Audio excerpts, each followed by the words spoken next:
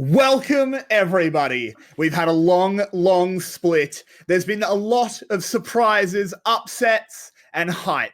But here we are. We arrive at the playoffs, and I could not be more excited. VCS English will, of course, be bringing you every game, every kill, every tower, and every throw. My name is Everyday, and with me tonight to bring you the analysis we know you all love is 𝗵𝗵𝗺 and Vinnie. Welcome to the desk, guys. Rebel, how have you been? Been great. I just made a move, and now I get to wake up at 4 in the morning instead of 5 in the morning for the VCS. But it's even more worth it now, especially now that we've gotten into playoff time. Absolutely. Vinny, how have you been, mate? Good. I'm back from the LJL, and Traitor. I'm back for playoffs, and we're here, boys. And yeah, exactly. We are here. It's been a long time coming, but still, I can't believe we are already here. It feels like we should only be on week 3 or 4, but time has lost all meaning, apparently. And so, like, it has been a long split. And Vinny, you've come on as nearly full time with us now. Couldn't be happier that you have. So it's your first real split. Give us a kind of just your impression of it. So coming from a more PCS, LMS style background, it's a lot more hectic. It's a lot crazier.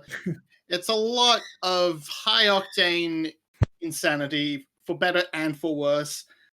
And we have seen this split in particular has just been completely off the wall. Everything I thought I knew coming into the split was wrong until it wasn't wrong anymore, because we are back in GAM murdering everyone territory, and at least there's a semblance of normalcy.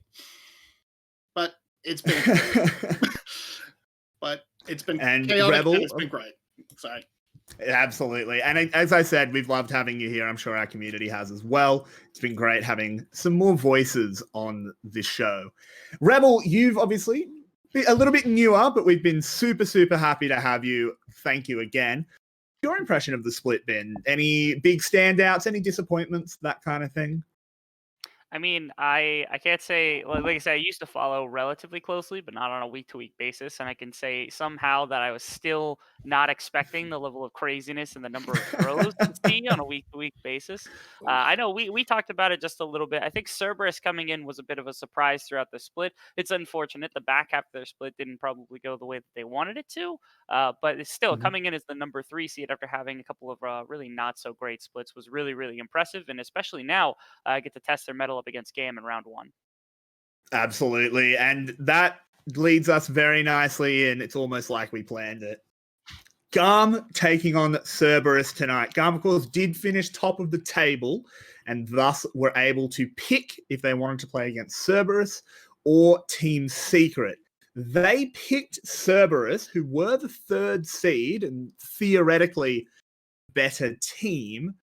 Vinny, again, we're going to keep this brief because in the end we can only speculate. Vinny, why do you think they might have made this decision? So the only real reason I can think of is they have to worry about Flash in this playoffs as their only real contender.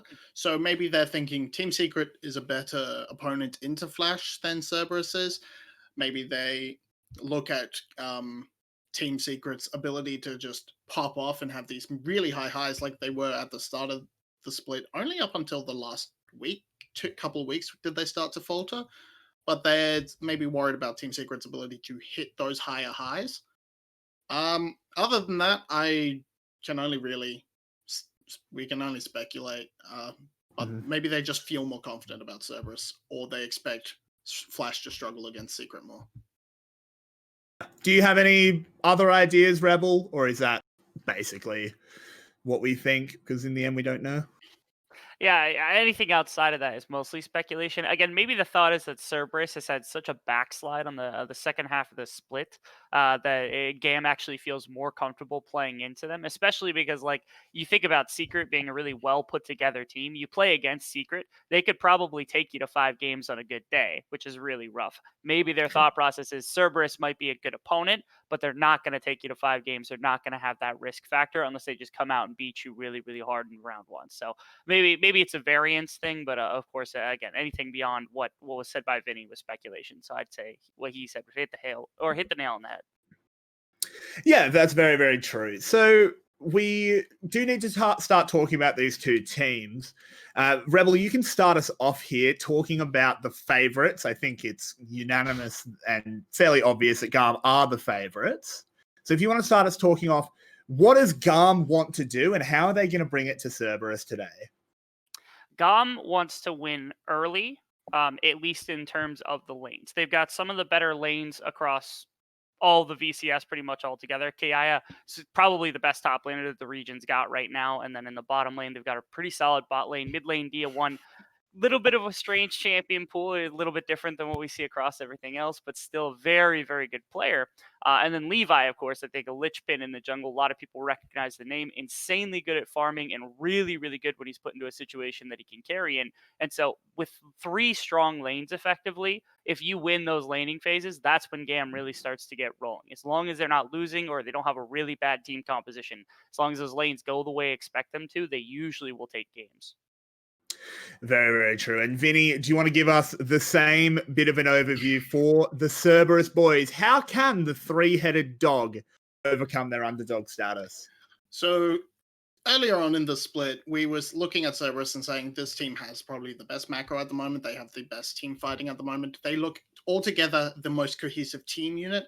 That has obviously not been the case in the last few weeks, but they have found decent success in just sort of playing protect the AD carry. They're relying heavily on Artemis. If he has a really good game, if 𝗬𝗏 can have a really good game on sort of either splitting the map on a Twisted Fate or playing a controlling, like zone controller, sort of supportive mid laner and like Orianna, they do have the ability to let Artemis pop off and really carry this game for them. But that's going to be tough because 𝗬𝗏 has stepped up in the last few weeks, and that was traditionally the weakness of GAM. So that's very true. So one matchup that we all know is going to be very, very important is the mid lane. The mid lane is important for every team in League of Legends, but for GAM in particular. So Rebel, do you want to talk to us about that matchup and why the current reigning MVP is so frightening? Yeah, 𝗬𝗏, I mean, in the laning phase, again, the champion pool is slightly strange in that he's playing champions that a lot of others don't. The Jace has really risen to prominence, but he's still playing things like Lucian early in the split. Tristana still in that champion pool. And then he's picked up like Sylas, which, again, they're all kind of off-beaten champions that are strong, but haven't been in the same kind of level. Whereas on the other side, I mean, 𝗬𝗏 is he's relatively stock standard when it comes to the champion pool across the board. He plays the Zoe, or he plays things like the Orianna, as we made mention of, and then the Twisted Fate, Syndra, Galio, things like that.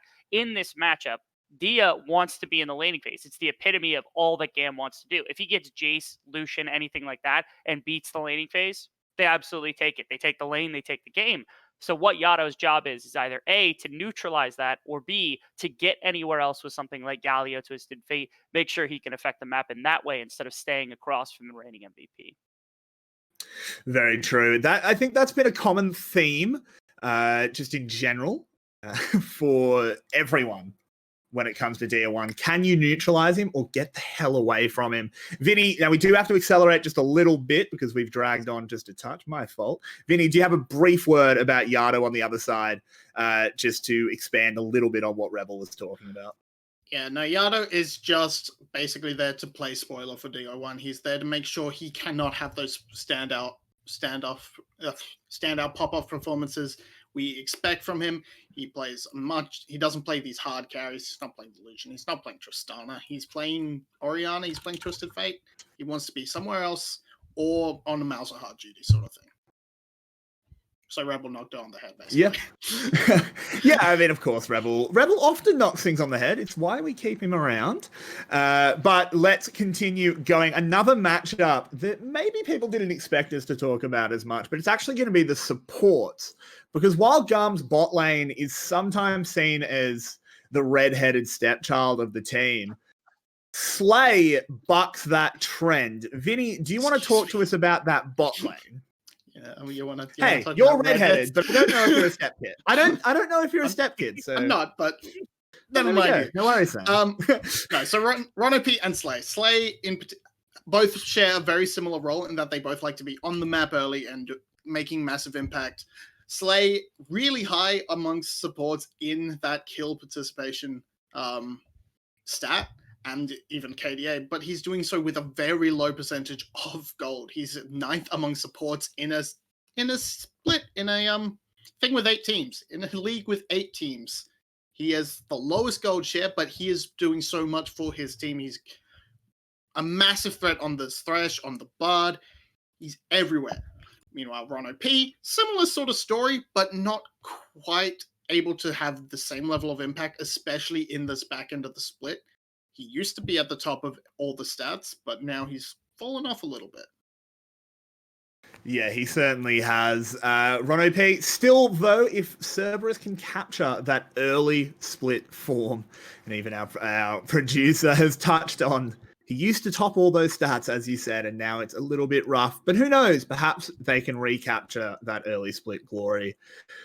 Let's talk about the teams a little bit more generally. Do you want to give us a rundown, Rebel, on the strengths and the weaknesses of GAM? Well, or perhaps the strengths and the strengths, but go ahead and try and find some weaknesses for us.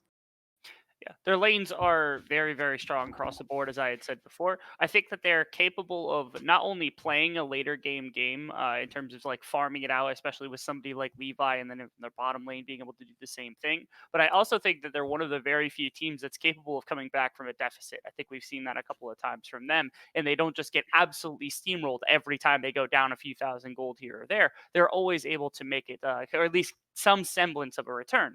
The problem is, again, if one of their lanes starts to falter or something goes wrong for them, it's very difficult for them to come back. The further you put somebody behind, the more that this team is crippled. You can consider them to be strong across the board, but they're still greater as the sum of their parts, which is surprising given the fact that their parts are so strong individually. But if you're able to take out some of those pieces to some extent, then that's when GAM really starts to falter. So the idea is you want to find pressure points and attack them and then just push on that all game long. That's how Cerberus is going to be able to take something here.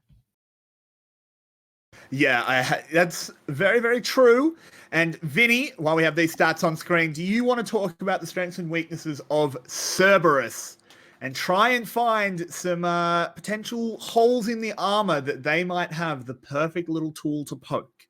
So as you can see across the stats, they have a very, very strong early game setup. They are among the top of the stats in pretty much all categories, except combined kills per minute. They like to play a slower game. They try not to get into those early fights, and even into those later fights, they still sort of ease back, especially compared to like GAM, who is actually a lot higher. So I would think the traditional strengths of Cerberus are matched up very well, matched up poorly against GAM, rather. They want that strong early game, and if they're up against GAM, they just get hit back because GAM has that early game strength to match. Now, they do beat out GAM a little bit in that Dragon priority and that Baron setup, so maybe they can look around to play around the souls, play around the objectives. But I think the top side difference, especially around that Herald, is going to be probably where they falter. Yeah, I think that is a very good summation of how this one will go. Now, let's address something.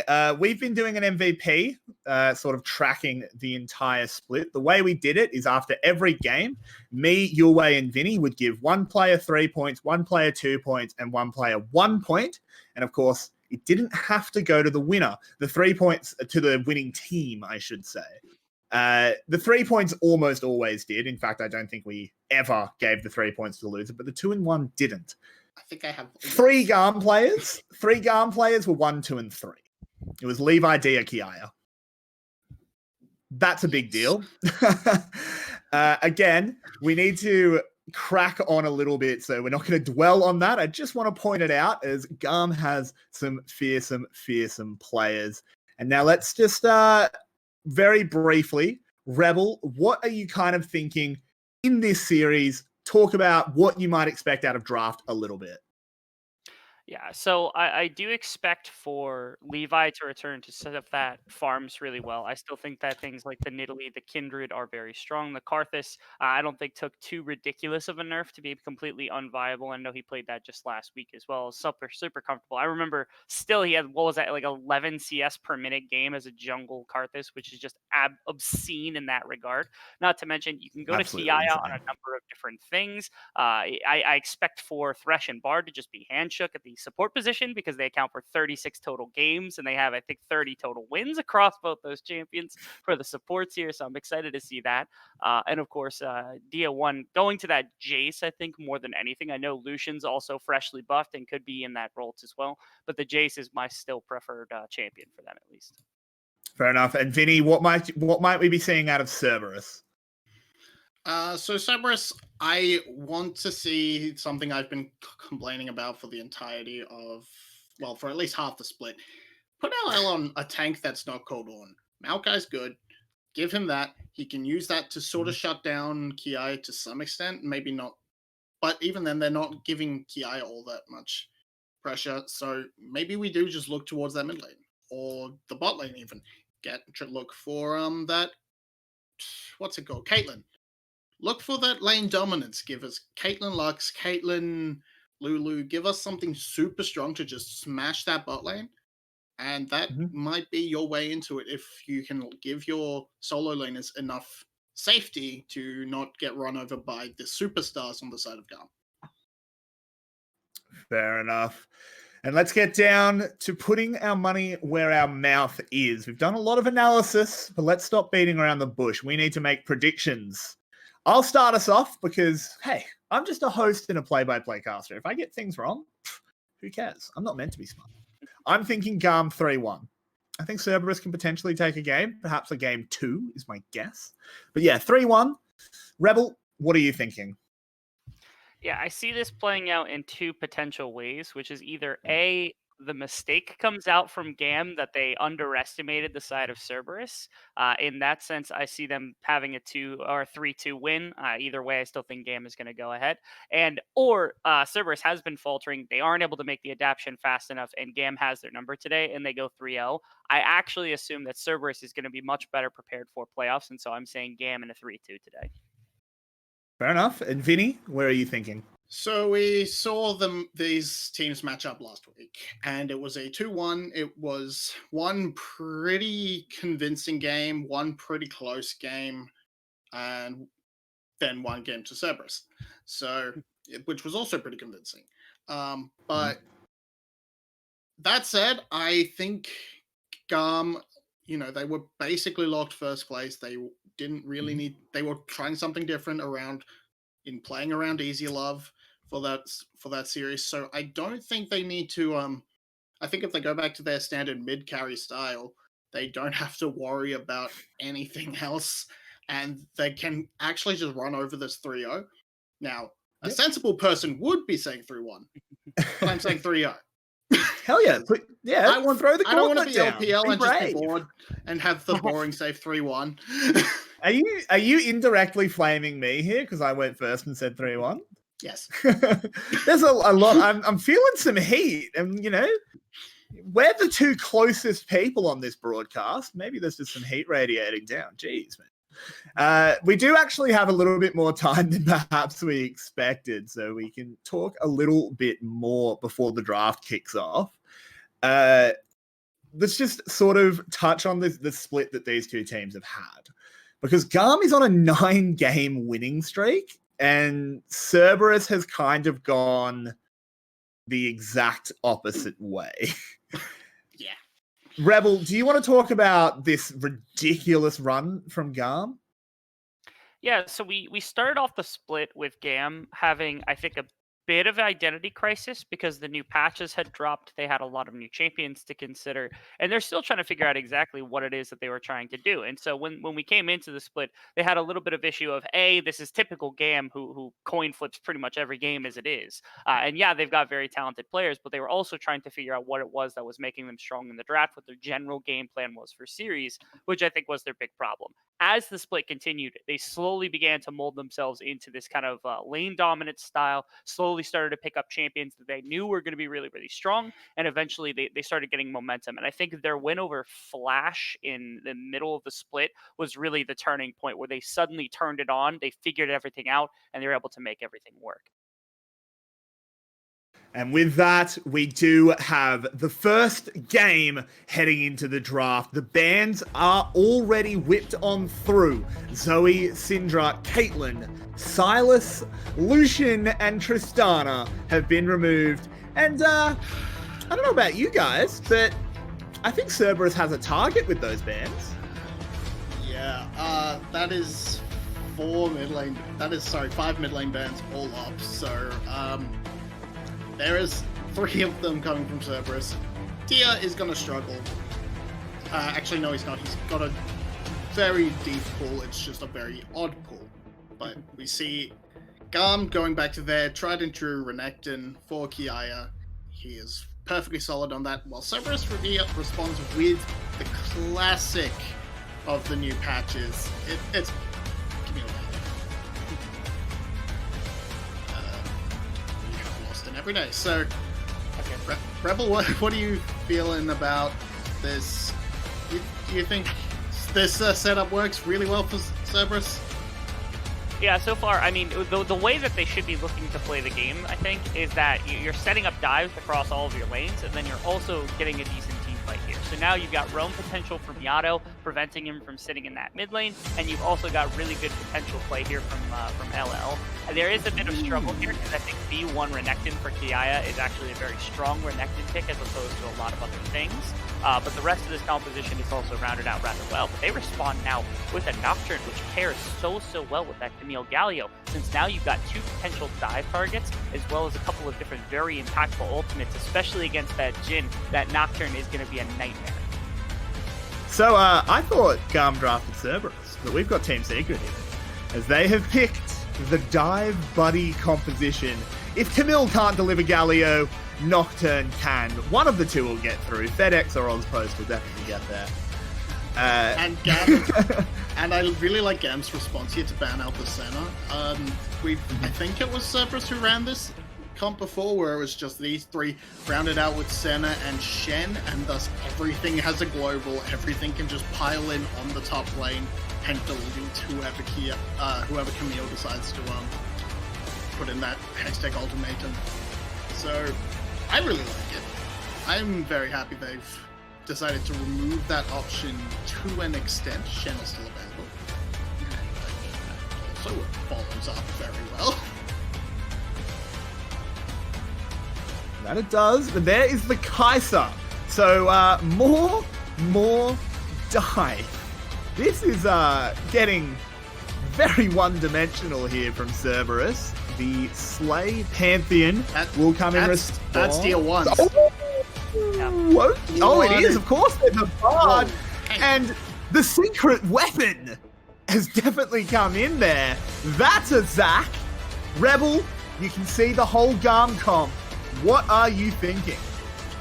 This is a very mean composition when you're able to attack from like a slightly like a longer medium range, because Zac Pantheon has a lot of dive, and you've got really good play with things like the long range Bard ultimate, the Jhin ultimate as well. So, well, I don't think it perfectly counters exactly the dive composition set up by Cerberus. I do think if they're the ones playing to their strength, it's going to look very mean.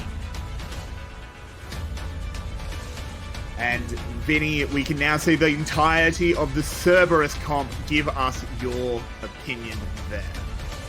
So they did briefly hop the Shen, and I think I would have liked that a little bit more, because as it stands, you have all this dive and you can easily delete the Jhin, after which GAM runs out of damage a little bit. I mean, unless Levi is going to be building an AP Zac, they do not have that really sustained damage, so they can't really burst through, get through a Shen and a Galio, and even a Camille with what they have as a damage profile. So I actually really like Cerberus' comp here. Set does sort of provide the same sort of thing with a bit more peel, which might just be that response to the Zac coming in and the Pantheon, giving him a way to sort of pull those targets out of the fight away from 𝗘𝗀𝗃. But so, and I mean, still there's no provide Shen. There's no strike Shen line. though. Just we'll point that out. Yes, that is fair. I'm just saying that Shen probably would have been a little bit better because it gives that extra front line. Although, if you just go aftershock sets, you still have that really strong front line. But we're not going to say it because no one wants that for some reason. But lads, we've got to get down to brass tacks. Rebel, you start us off. What are your final thoughts here? And who's going to win game one? I think 𝗬𝗏 has put together a very solid composition, and while I think GAM has a lot of strengths to what they've picked for themselves and have played a lot to their things, I do think that they are going to struggle with a bit of damage coming into the later game unless they really get rolling early.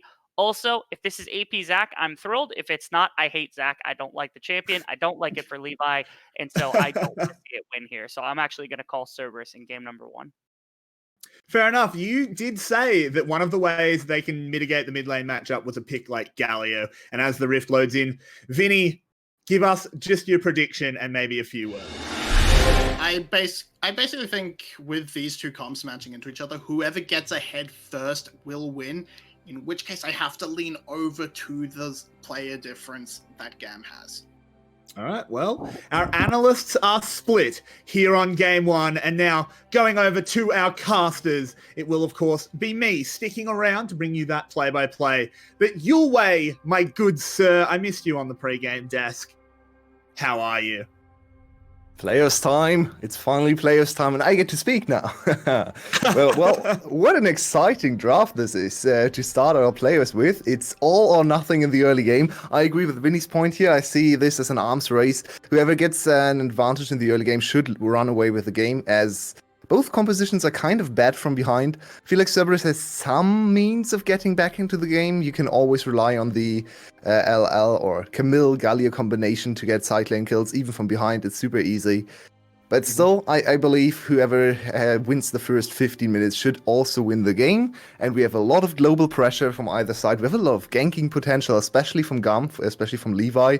One of the hardest champs to play against, if you haven't played against him in a while. He has some weird ganking path that you can't really anticipate if you haven't played against him. And we already see 𝗁𝗏 knows what's up. He wards camps. That's a very good thing to do. And they spot Levi early on the rotation. Well, I don't think Zach really has ganking paths. He has ganking flight paths. Yeah. That's a fair point. He doesn't so much clear it with the roads. He clears it with air traffic control. New flight simulators just come out. Maybe Levi's been playing a bit too much of that, so he wants to keep going. And that champion deals a surprising amount of damage, especially in a 2v2 situation where you can knock people together, where you can Q one and then Q the other two and then knock them together. You get Aftershock procced. Aftershock deals extra damage. You can't deal damage back to Zach. He's so annoying, has percent HP damage too, so it's a very, very dangerous champion to play against. From behind, he can kind of be... Yeah, he feels a little bit useless most of the time, where he just jumps in and instantly dies. So let's see if Levi... Usually Levi is very good at farming. It's not really the farming jungler you like to see Levi on. It's a very different look. And he brings AP damage, but it's more of a tank still. So I'm very, very keen to see what Levi does with this champion. Usually... would like to look for a first gank after his clear. Full clear LL going forward here, as this is going to be Flash's traded. Can LL get the last bit of damage? No! That Q from Renekton will just save him. But those legs are looking sharp early from LL. That's really not supposed to happen here. Look at Levi. Levi was getting ready for a gank in top lane. Now that is completely denied from getting pulled off. 𝗂𝗏 with a bad early start. Usually 𝗂𝗏 is the king of top lane, especially in the laning phase. By far the best stats when it comes to CS at 10. He also has, of course, an insane win rate. Renekton is most played champion, so very surprising start. Maybe a little bit of nerfs coming in for the best top lane of the league. Very possible. He is still fairly young, though most VCS players are very young by more realistic standards. So one thing I want to get your opinion on, because Rebel brought it up, and I thought it was a really good point, was the way to sort of mitigate Dia 1 is just getting out of the lane. Galio is the exact champion he pointed out. What are your thoughts on this one? Is it going to be enough to help with the mid diff? Well, the mid lane is a very interesting matchup because 𝗬𝗏 usually gets very little resources, but does a lot with them. He has a gold share of like 22%, which is very low for a mid laner, and then the damage share of 27.4%. So he's dealing more damage than his gold should give him in terms of damage stats, right? So 𝗬𝗏 can function on a low econ style of champion. Galio is not really the champion where you deal 27% of your team's damage, so he has to rely on Artemis, 𝗬𝗏, and LL for that. But I kind of like it, just to try to handshake the lane, try to get away from the trades. Definitely can see where they came from. And of course, Galio, with all the global pressure added from 𝗬𝗏, sadly, it's not the Shen. I would have really liked to see the triple global. But this way, it's kind of hard to attack any lane, because if you attack top or bot lane, Galio is going to come. If you attack Galio, 𝗬𝗏 is going to be there and help him. So let's see if GAM can even find an early kill. So far, not successful in any of their attempts. Yeah, but so far, Cerberus is remaining level here with GAM.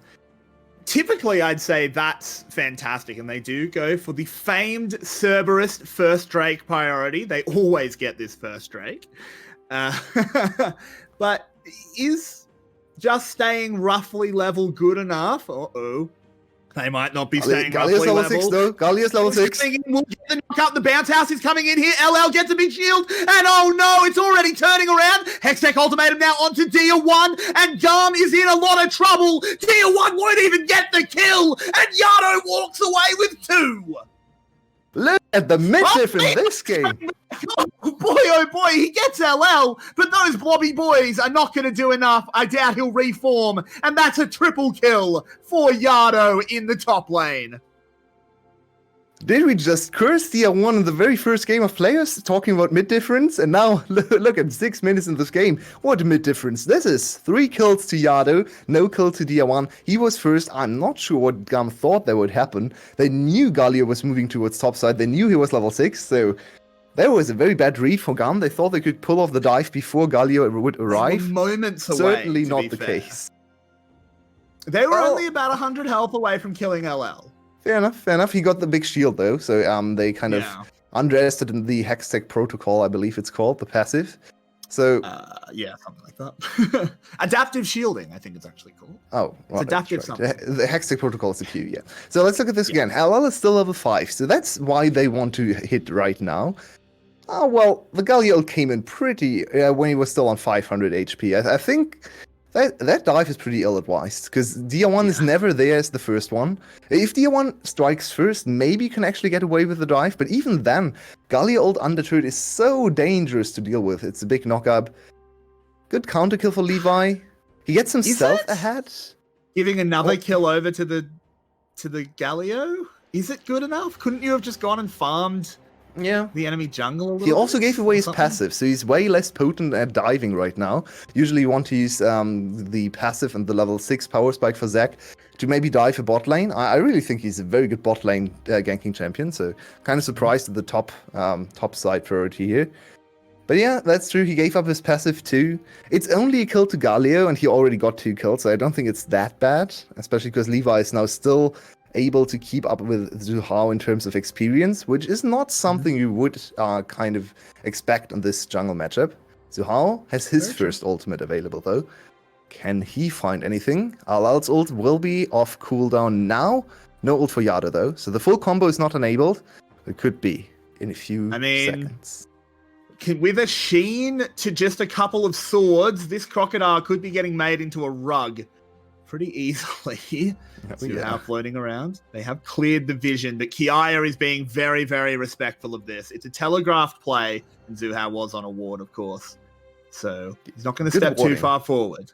Very good deep wards against the Nocturne. Nocturne's ultimate level 1 is only like 2,200 or 2,500 range. Speaking of that, it's going to come in just a few seconds. Bard, look at Bard on the mini-map. The paranoia comes in, and oh, you're right, the Bard's coming in. The journey's been called, but he doesn't even intervene in time. It's all turning back around as 𝗬𝗏 arrives, and the blobby boy goes up to 3-1. Mr. Blobby is here to party. He gets all the kills. Well, maybe not the best call, but still a very nice recovery from GAM. excuse me, from GAM coming in with 2 more kills and punishing the top lane. That very telegraphed play. You always want to play 𝗳𝗏𝗃𝗀𝗃 and Camille together. We have seen this combo time and time again. It was pretty obvious that it's going to come. Oh, hello, Easy Love is being targeted. 𝗬𝗏𝗃 has joined the party. 𝗳𝗏𝗃 needs to get that big Haymaker shield, does it easily. And 𝗬𝗏𝗃 goes up to 4. So we have 2 very accelerated players. 𝗬𝗏𝗃 with all 4 kills of his team is even gold. But that said, of course, 𝗚𝗏𝗏 has all the kills on the other side too. So we have 2 very tanky boys in the mid game. And 𝗚𝗏𝗏's in Top big lane. trouble. He is the Herald summoned up. 𝗬𝗏𝗏 is close. He could potentially just try and run away, but wants to try and defend the tower. Tempered Fate onto the Nocturne. Herald has been killed. And I don't think there will be another dive. Very good rotation from 𝗬𝗏𝗏 to cover for his top laner. 𝗚𝗏𝗏 is not going to die again. His turret is very low though, so this should be like 2 hits, 1 combo from Renekton to kill the turret. Could have even tried to overextend for the first turret kill. Let's look at this again. 𝗬𝗏𝗏, they know perfectly well that he's lying in wait here. It is actually GAM that initiates the fight, which is interesting, but I actually like it a lot, because if you get the CC on 𝗚𝗏𝗏 and the double stun combo from Zac and Renekton, all the potential from the double ult for 𝗚𝗏𝗏 and 𝗬𝗏𝗏 is kind of mitigated immediately. So usually you would think, yeah, when they saw Nocturne, they want to wait for him to overcommit and then go for the counterplay. But if you do that, you risk that at least one player is going to die. 𝗬𝗏𝗃 would probably die if you let them strike first. So I really liked what they did here. Just they knew 𝗬𝗏𝗏 would commit to the kill and went first anyway. So very good shot calling from GAM, and they're ahead again. It's very close though. And Yulwei, if at first you don't succeed, try again. And that has been the motto of GAM up in this top lane. As let's zoom out a little bit. It's been action-packed, but we do have a moment of respite. Let's have a look at that bot lane. What's going on there?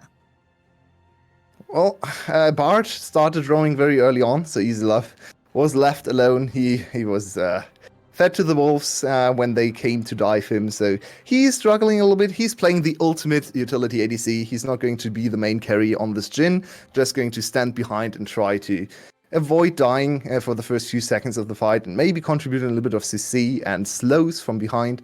So not too surprising that Artemis is off to a good start. He's much more of the carry player for his team. Speaking of the bot lane, this was a very nice rotation from 𝗚𝗏𝗏 using bot lane pressure and the pushed in top lane. There was the 𝗚𝗏 had to answer, so they knew where 𝗚𝗏 would be to secure the second dragon. Usually Cerberus is very good at the first 2 dragons, but GAM steals away the second. Yep, so we do have the split dragons, of course, and the Cloud Rift is where we'll be heading. Not an active Drake, so that does, of course, change the landscape going further in. I'm now trying to think where the next bits of action will be, because a Fed Galio this early already has the Proto Belt, Seeker's Arm Guard, and a stopwatch. Kind of makes it hard for GAM to get going.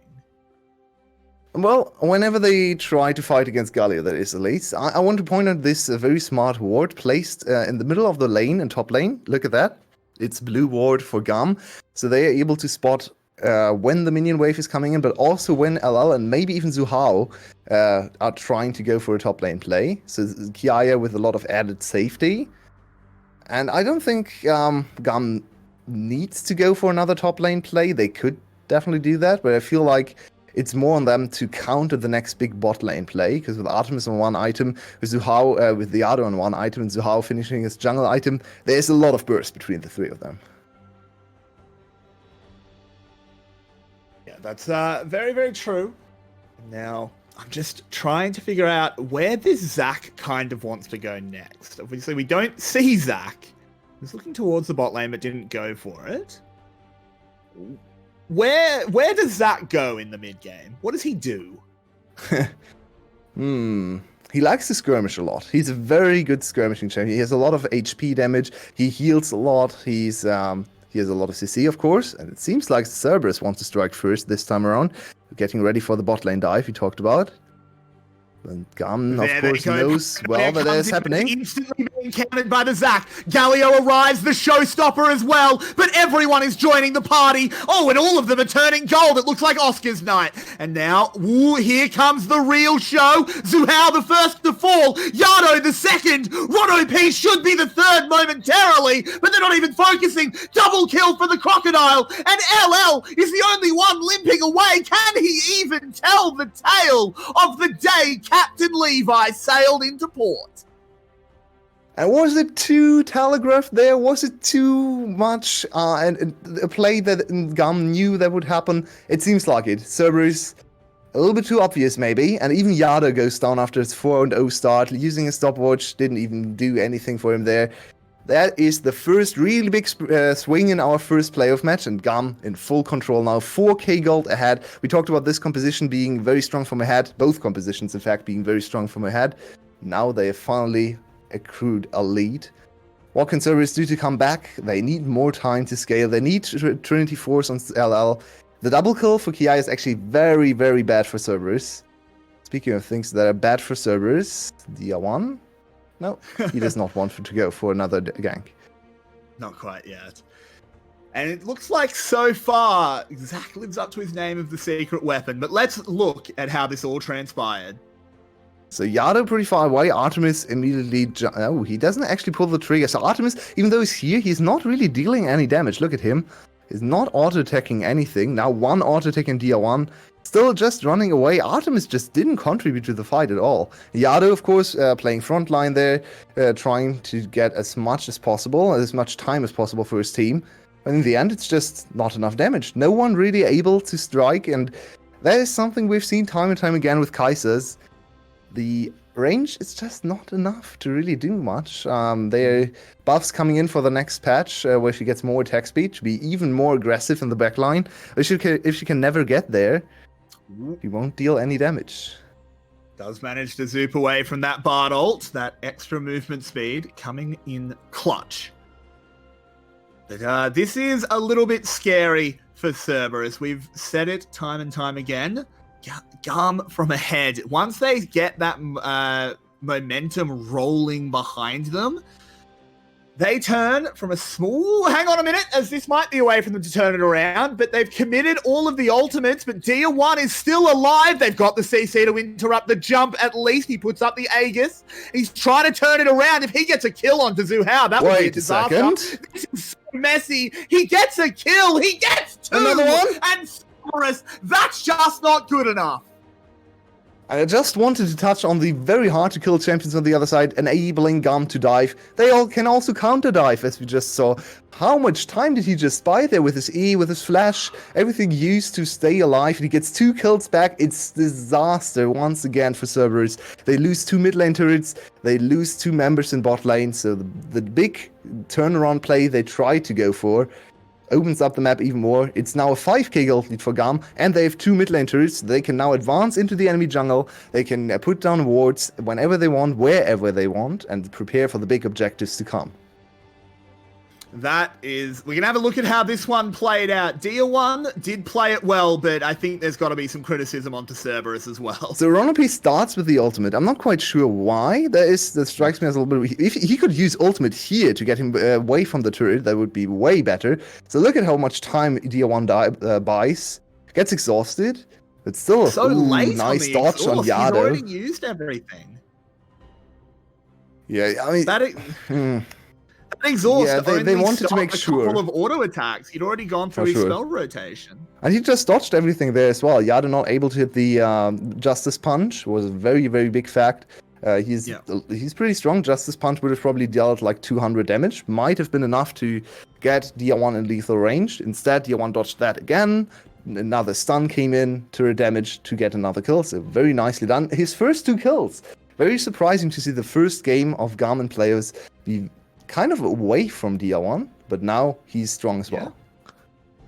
Oh, but Slay gets caught out here. The magical journey already on cooldown, but here comes Levi helping him out. 𝗁𝗏 has the big fist, though. This could be the throw straight back. 𝗁𝗏 trying to kite away. Levi gets out, but the paranoia and the Hextech jump. No, it was actually just a hook shot.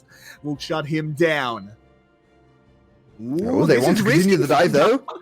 Absolutely do. 𝗂𝗏𝗺 flashes away. The 𝗂𝗶𝗺𝗀 comes out onto 𝗂𝗏𝗺, and the show gets restarted. They do get the kill. LL goes down to the turret. Oh, The no. taunt lands onto Dia1. He is a big, big lad. 𝗚𝗏𝗺 has a lot to do here. If he can proc that passive, that's one. Can he get towards 𝗂𝗏𝗺? Red He is going to buff. be hit by that deadly flourish. Red buff, and of course, just 𝗁𝗏𝗺 damage. Ooh, both What? of them on nothing. But it's a triple kill from 𝗂𝗏𝗺. And what's that? 𝗔 can't team fight? And suddenly it's a 4-4-4. Too deep, Cerberus. Too deep again. This composition seems. I mean, I kind of like the composition, especially when Secret plays it. It's very cool. Enables a lot of dive plays. Look back at my video if you wanted more of an explanation there. But oh no, Artemis is going to die too. Oh, Slay is alone. He's alone for a moment. We'll get a lot of damage dealt to him, but Artemis perhaps not pulling the trigger. Go early for the enough. kill. Yeah, he should be going for the kill, but absolutely doesn't. And 𝗂𝗏𝗺 will be the one walking away with 300 gold. Could have easily killed Slay there. I'm not sure what he was hiding for. He saw the teleport come in, but let's look back at this one. Good catch from Unofficial. Actually played this almost perfectly. Nice initiation on Slay. And then Levi thinks he's a raid boss. He kind of is. Look at how long he stays alive, how much damage he deals. He's still alone. He's still a full tank, so he's not going to kill anyone here. Very greedy from LL to steal the kill away. I feel like you want to give that to Artemis. But, I mean, LL is one of the main carries too. And now look at this. They want to get on 𝗂𝗏𝗺, but 𝗂𝗏𝗺 with a very clutch flash to get away. And now 𝗔 shines. From this position, this is the perfect position for 𝗔. Behind the turret, no one can dive on top of you. Very good opening with the ultimate. Curtain call in range of everyone. So he could contribute a lot of damage to that one too. Gets very close to dying. I think Artemis... Yeah, if Artemis dodges this W, I think he easily kills 𝗂𝗏𝗺, but Yeah. not quite able to. And Ronopy, Ronopy so close to confirming the kill there. In the end, it's another one fight for GAM, but Cerberus keep it close. It's only 4k gold lead still, and it's, as you said before, it's only 𝗀𝗁𝗀, so GAM needs to find some different objective to play around later. True. And it's interesting your way because curtain call is, of course, when you're going to stage. It's when the play is starting. But that ultimate was definitely not the start. It was the end of Cerberus. But can they be the end of 𝗂𝗏𝗺? As everyone is arriving, they do what the comp is meant to do. And they shut down the Crocodile Rock. And I really like how they play this from behind. I said in after Champion Select that Cerberus has a few means of getting back into the game because they have a lot of single targets to see. I like to see this. Just use your ultimates every time they're up to get single kills. What happened here? Oh wow, we missed this one completely. Oh, okay, yeah. LL That's just another murdered. big shutdown for LL. He got 800 gold shutdowns, 800 plus gold shutdowns in the last few minutes. He's actually quite accelerated now. 2 items will be a little bit of a breaking point where he might be able to actually stand up to 𝗂𝗏𝗺 in side lane. I believe he's still a little bit... 𝗂𝗏𝗺 is working on a third though, so LL probably needs a little bit more time to outduel the Renekton inside. But he's at least on the same level now and can apply some pressure. And of course, as we saw time and time again this game already, with his Hextech ultimatum, he buys a lot of time for Yado and 𝗂𝗏 to come in, and then it's a very easy kill. True, and there is, of course, this Drake on the map. 𝗀𝗁𝗀, not the biggest here, let's be totally honest. Of course, it's always nice, but it's not really that important for either team. But still something Cerberus don't want to give up. And we can see that they are moving everyone down onto this side of the map. And Cerberus care a lot about the individual Drakes. They want cooldown reduction on their ultimates. They are the quintessential ultimate reliant team, so they really want that Cloud Dragon. Not really the 𝗀𝗁𝗀, they don't really care about that. But the Cloud Dragons are nice. Seems like GAM has Giving it up. successfully chased them off though. So that's another one for GAM. So Yulwei, I think we're about to enter. Can you hear a violin starting up? The whole orchestra will be here soon as we enter Act 1 of the Cerberus Baron Dance. Oh no. And this is not a 3-act show. This is a true epic. A 10-act Iliad of Baron dancing for Cerberus as they take a long time to start the worm. To be fair, they are not ahead, so it's not actually on them to start. true. Which is my biggest criticism is when Cerberus is ahead, especially when they are like 7-8k gold ahead. It happened last week against SGB. In 2 or 3 of the games, they were very far ahead. and then just didn't do anything with that. They had no idea how to close the game. They just kind of lost it in the mid game. It looks way better already. I think this team composition is very easy to play, so it's good to see them go to something they can't really mess up, right? They messed up a few of the early dives, to be fair, but in mid game, you just dive in this comp. You just look at it, isolate the targets and kill them. So they have succeeded in doing so. They have. They are succeeding in a lot of ways at the moment, but Cerberus has, of course, managed to wrest back some control. Where are you looking now, Yulwei? Where are the important pressure points on this map? We've entered a little bit of a lull here. Just about dragon stacking for GAM, and Cerberus doesn't really seem to care too much, so it feels like they're content just farming up. Where are we looking? I guess we're just waiting for some items, though Artemis has actually hit a big spike now. He's on 3 items. So it feels like Cerberus is ready to go, especially 𝗚𝗏 is able to finish his death dance with the next recall here. Then should be fighting time. 𝗁𝗏 also went for an early GA. He's behind. He's 0-4, so he's basically just a proxy. He just wants to get a little bit of attention, deal as much damage as possible, and then revive and do the same again. He doesn't have the most amount of CC. He can't really deal too much damage as we see behind. So I like this itemization choice too. They are approaching a very, very dangerous spot. If he can land a fear on 𝗬𝗏, he's done his job at this point. Yep, that's true. And speaking of 𝗬𝗏, that's not easy. There we go. 𝗬𝗏 just finished his IE with this back. I wanted to say Cerberus has to strike now when the IE is not done, but the IE is done now. So that's a big power spike for 𝗔 as well, especially against squishies and against melees that don't build armor. He's going to hurt a lot. Looking at 𝗚𝗏, he only has a little bit of armor for himself, and 𝗔 is going to definitely shred through that HP bar. Yeah. Not so much as 𝗬𝗏. 𝗬𝗏 are going to... Oh, 𝗁𝗏, be careful. I think he spotted them with his sweeper, though. Yeah, they don't want to target the set. He has a lot of ways to survive. Okay, so we are still getting more and more tense. We're still playing around map control, basically. We don't really play around objectives right now, because there isn't really an objective you can go for. GAM, Cerberus has decided to not go for dragons. Baron is too risky, but 𝗁𝗏, speaking of risky. Oh, there's a catch out. He's going to try and stop the show. Gets a lot of true damage across the team as well. The bounce house lands onto 2 as 𝗁𝗏 and 𝗚𝗏 are chasing 𝗬𝗏 out of the fight. That's where my eyes are. And 𝗔 has been stopped. And now on the other side, though, it's 1 ADC for each. There's a big taunt out of 𝗬𝗏 flashing away, though. And it's GAM with the health bars. 𝗬𝗏, no, he gets stunned up. Stun! Oh, that's an absolute disaster. He goes golden, but there's absolutely no chance for him to escape. And GAM now are on the hunt for more. Levi stretches the arms, but decides to not go for it. So ADC for ADC trade, an interesting approach for Cerberus. I feel like their ADC is more important, though. And that definitely showed in that fight. After Artemis went down, they didn't really have any fight left in them, right? There was no damage coming from anyone. 𝗁𝗏 is just too far behind to be the secondary carry. And 𝗚𝗏, I mean, he has the damage, but he's not great into all the melees on the other side. Like Zach and Renekton are just going to perma-stun him, add bar to the mix, and he's not going to be able to move. So what happened? What is 𝗁𝗏? I'm interested to see what 𝗁𝗏 does in this fight. 𝗁𝗏 starts. This is a super good initiation, but of course, Bard with a clutch tunnel over. 𝗁𝗏 and 𝗚𝗏 chase down 𝗬𝗏. And 𝗁𝗏 is in no man's land. Look at him. Just running around, not making use of his... Yeah, not really making use of his GA either in this fight, which is nice for the next fight, but not really good for this one, of course. No, absolutely not.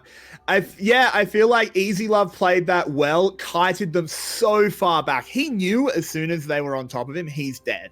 He can't fight the Camille off. He just kited as far away as possible and said to the rest of their team, I've taken the 𝗚𝗏 out of the fight. He doesn't exist. Win the 4v4, which they absolutely did. A big shout out to Slay as well. Can he be the hero again? There is the engage. Galio will come in. It doesn't actually knock up because of that stopwatch, but they've blown up 𝗬𝗏. His curtain's been called. And now they're winning the backside of this fight as well. 𝗬𝗏 doing his absolute best, and they managed to get on top of us. And GAM turns the worm. They are shutting everyone down. 4 members of Cerberus dead, and 𝗁𝗏 runs back to the pit. They are too focused on the ADC. This happened so many weeks ago when GAM played against Saigon Buffalo. They always try to kill 𝗬𝗏. 𝗬𝗏 is not the main carry. You need to adapt your style to GAM. GAM is not about 𝗬𝗏. He's just there to contribute some damage from behind. And trading your ADC for their ADC is never worth it, especially if you have Artemis. So once again, Cerberus misjudged the fight. They gave over Cloud Soul, and this should also be Baron, as 𝗬𝗏 is still dead for 17 seconds. So there we go. There is 2 big objectives for GAM, and this should really crack open the game. This should be the first step to victory for GAM. First step, I feel like they're at a running start. Fair enough. The first big step towards success, I guess. Yeah. Can he steal with W? We've seen it before. Venus. Levi has Smite. If that happens, I might call off me covering playoffs. Nope. He went for it, but didn't quite get it there. Nice secure for Levi. Secure. So, this fight looked much better for Cerberus. Let's look at what they did here. So this time around, it started with 𝗁𝗏 again. Very good flash initiation. He doesn't really quite get on top of 𝗬𝗏, but they still find the way into the backline. And now everyone is actually lining up for nice they reshape the fight in their favor, but they kind of let 𝗬𝗏 get to Artemis. They need to peel better for this Artemis. And then Dia1 also with a 650 damage crit when he was below half HP. That's called the Pantheon special. So that played a big part in killing him, because that is a big chunk of damage.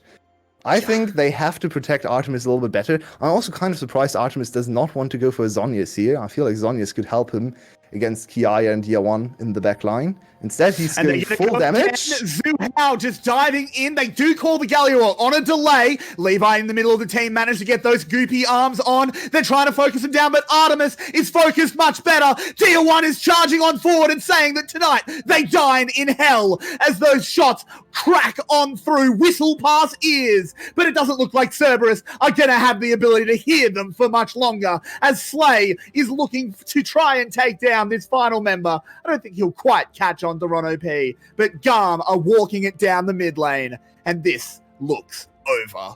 Supportal combat, though.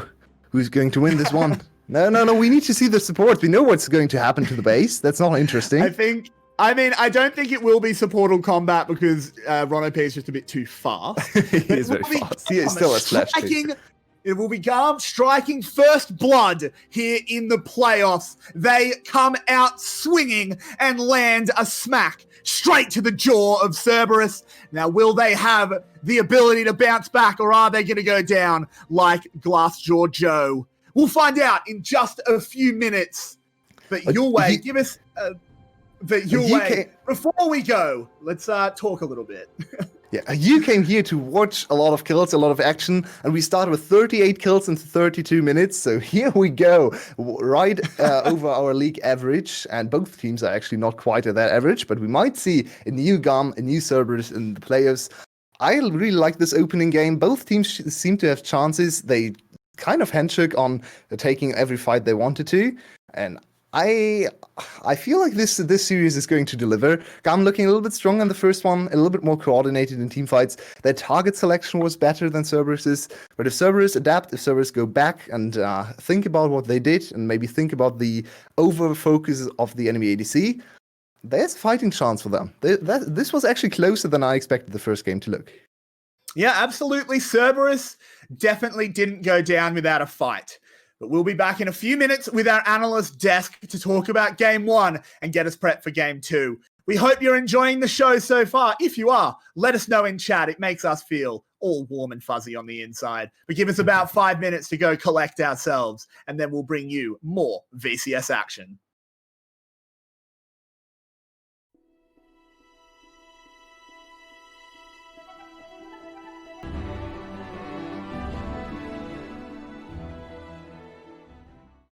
Welcome back, everybody. I hope you've washed yourselves off, because we were up to our neck in blood after Game 1. It was an absolute slugfest, back and forth, but it was GAM that ended up getting their arm lifted in the air as a defeated Cerberus laid before them. Welcome back to the analyst desk, Rebel, Vinny. It's good to have you back. We'll start with you, Rebel. What were your impressions after Game 1?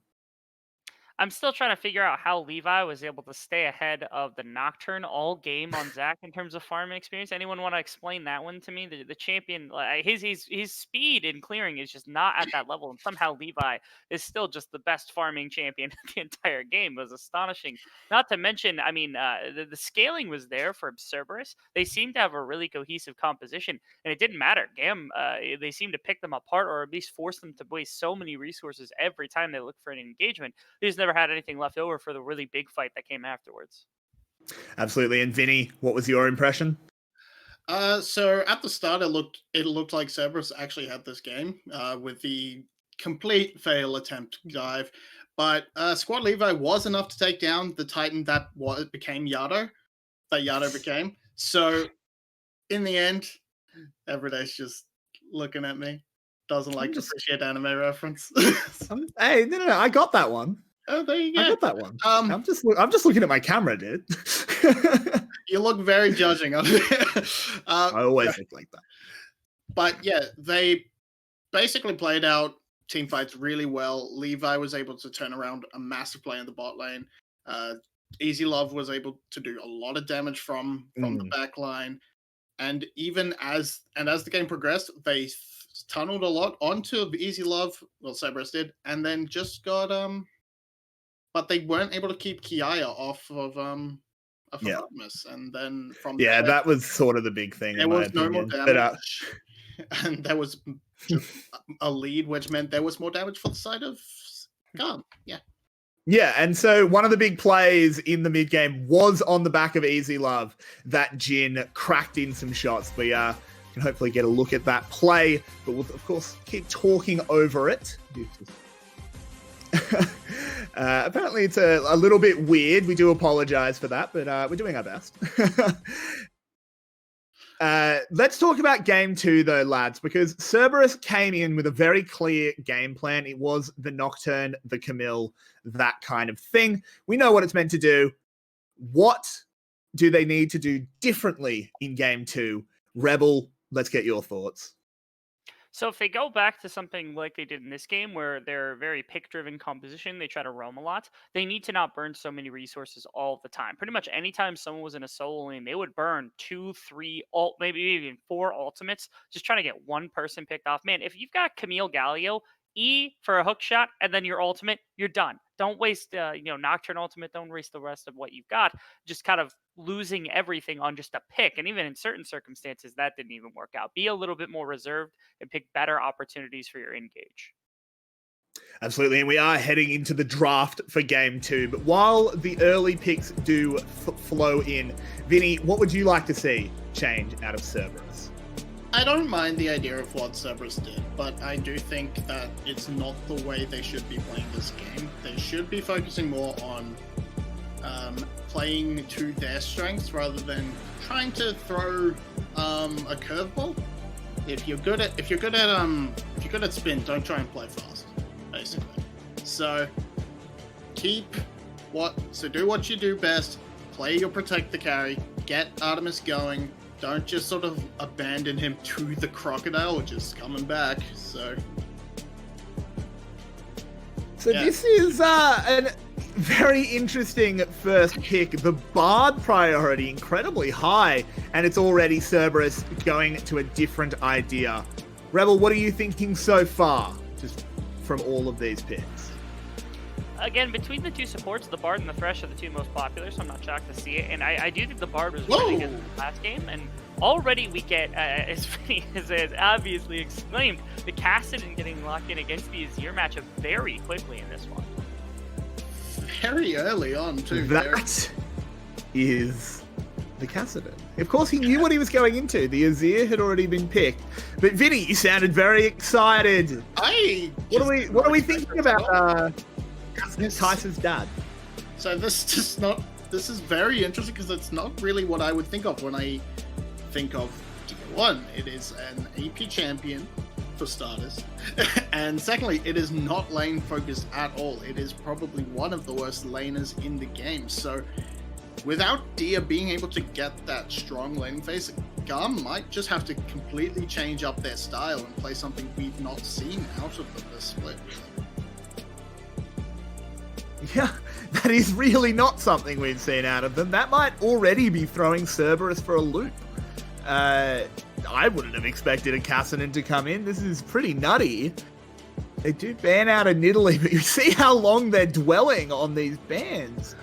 Because Levi might play an AD champion. I think you have to ban Lee Sin. It's Yeah. and Graves are the only two that AD champions that he has played over the split. There it is. And his Graves hasn't looked all that good, but his Lee Sin has looked hot. So. That is a good way to put it. Ash will go over to 𝗬𝗎𝗏 as well. That's a champion he's had great success on. Rebel, how do you want to see Cerberus close this one out? Right now, they've run really, really good consistent damage across their two main carries. I think they need a little bit of burst to try to execute kills, especially against somebody mobile like 𝗂𝗃𝗃, and then a frontline tank or another pick potential. The 𝗁𝗏 actually really interesting grab here. I know it recently got a little bit of buff, but it's more so against tanks and things of that sort, but I'm excited to see him out here. I really like that because if 𝗂𝗃𝗃 goes in and 𝗁𝗏 is anywhere near your backline, you can just turn around and ult their 𝗂𝗃𝗃. Yeah, you just press R to completely negate the pick. It also forces QSS tags, which is nice.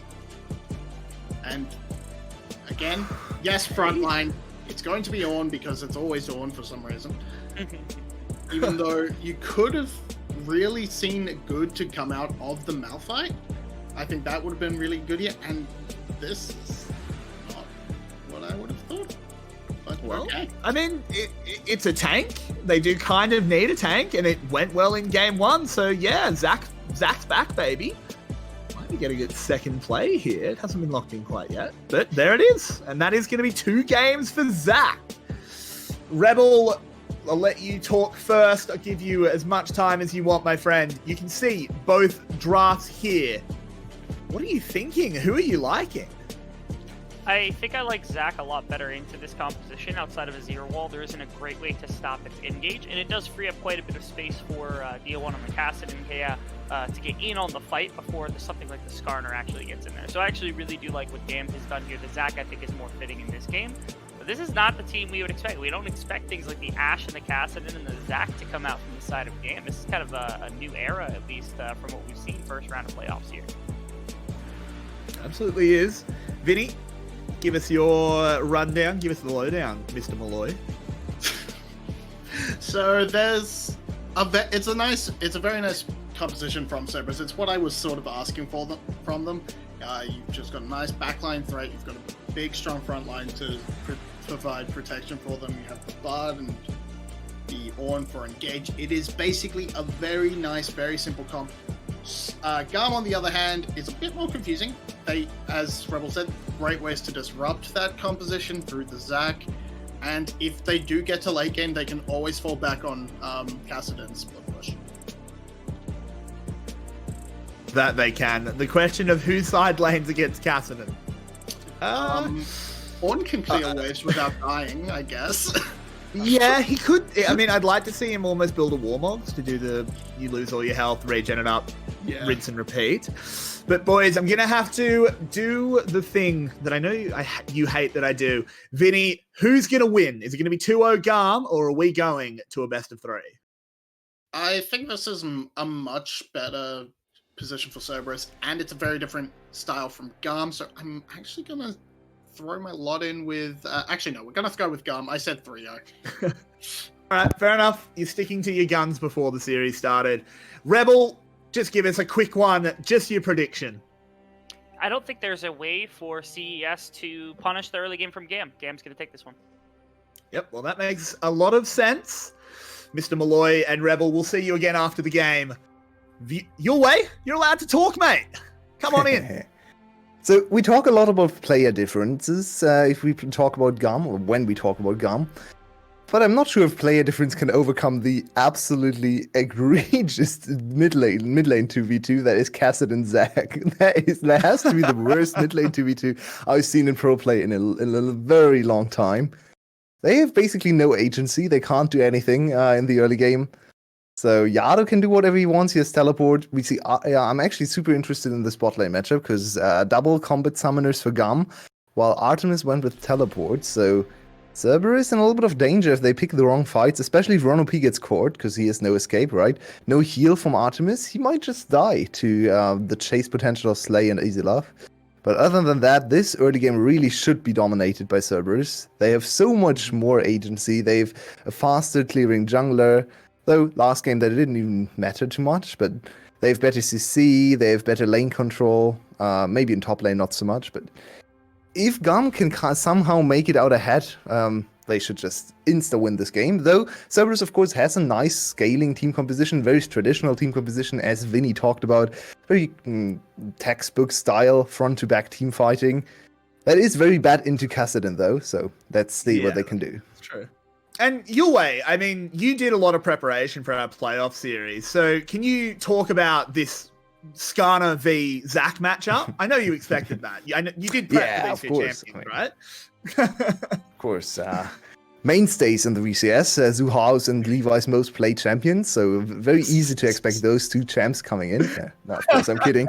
Neither has played any these champions. Of course, we just saw 𝗂𝗏. Okay, 𝗂𝗏, speaking of 𝗂𝗏. Wants to get the party started. They do get hit onto 𝗬𝗏. He still has access to his flash. Hasn't pulled the trigger on it yet. Finally does.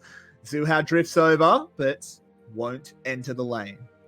So we already see a little bit of the Kassadin's deficiencies. Any other champion would actually be able to use another ability there. Kassadin needs to stack up his E to 5 or 6 stacks, 5 I believe. So he couldn't, he hit level 3, but it didn't even make a difference from level 2 because he didn't have another ability. Now 𝗧𝗏 is lying in wait. Yeah, but 𝗁𝗏 and 𝗬𝗏 will get there first. The E does not land from Skarner, so they can't finish Dia1 off. And he'll get away with his flash intact. 𝗁𝗏, hello? Oh, good flash. Will he get away? That's a good flash into the stun, but 𝗂𝗏 wants to keep it going. He goes forward with that elastic slingshot, flashes as well. Teleport coming in to back them up. 𝗂𝗏 will go in to the blobby form. Now another teleport, but 𝗬𝗏 is so low. One can't finish it though. It's all a bloodbath in the mid game, in the mid lane, I should say. As 𝗧𝗏 throws out the hook, will land it onto 𝗬𝗏. 𝗂𝗏love throwing out the arrows does take down the Scorpion. Those crystals are cracked, and it looks like at this moment, let's talk about cracked. As 𝗂𝗏love is as cracked as he is jacked. As he's going forward onto 𝗳𝗏𝗺. Can't quite finish off that kill as 𝗬𝗏 re-arrives, but can't go in 2v1.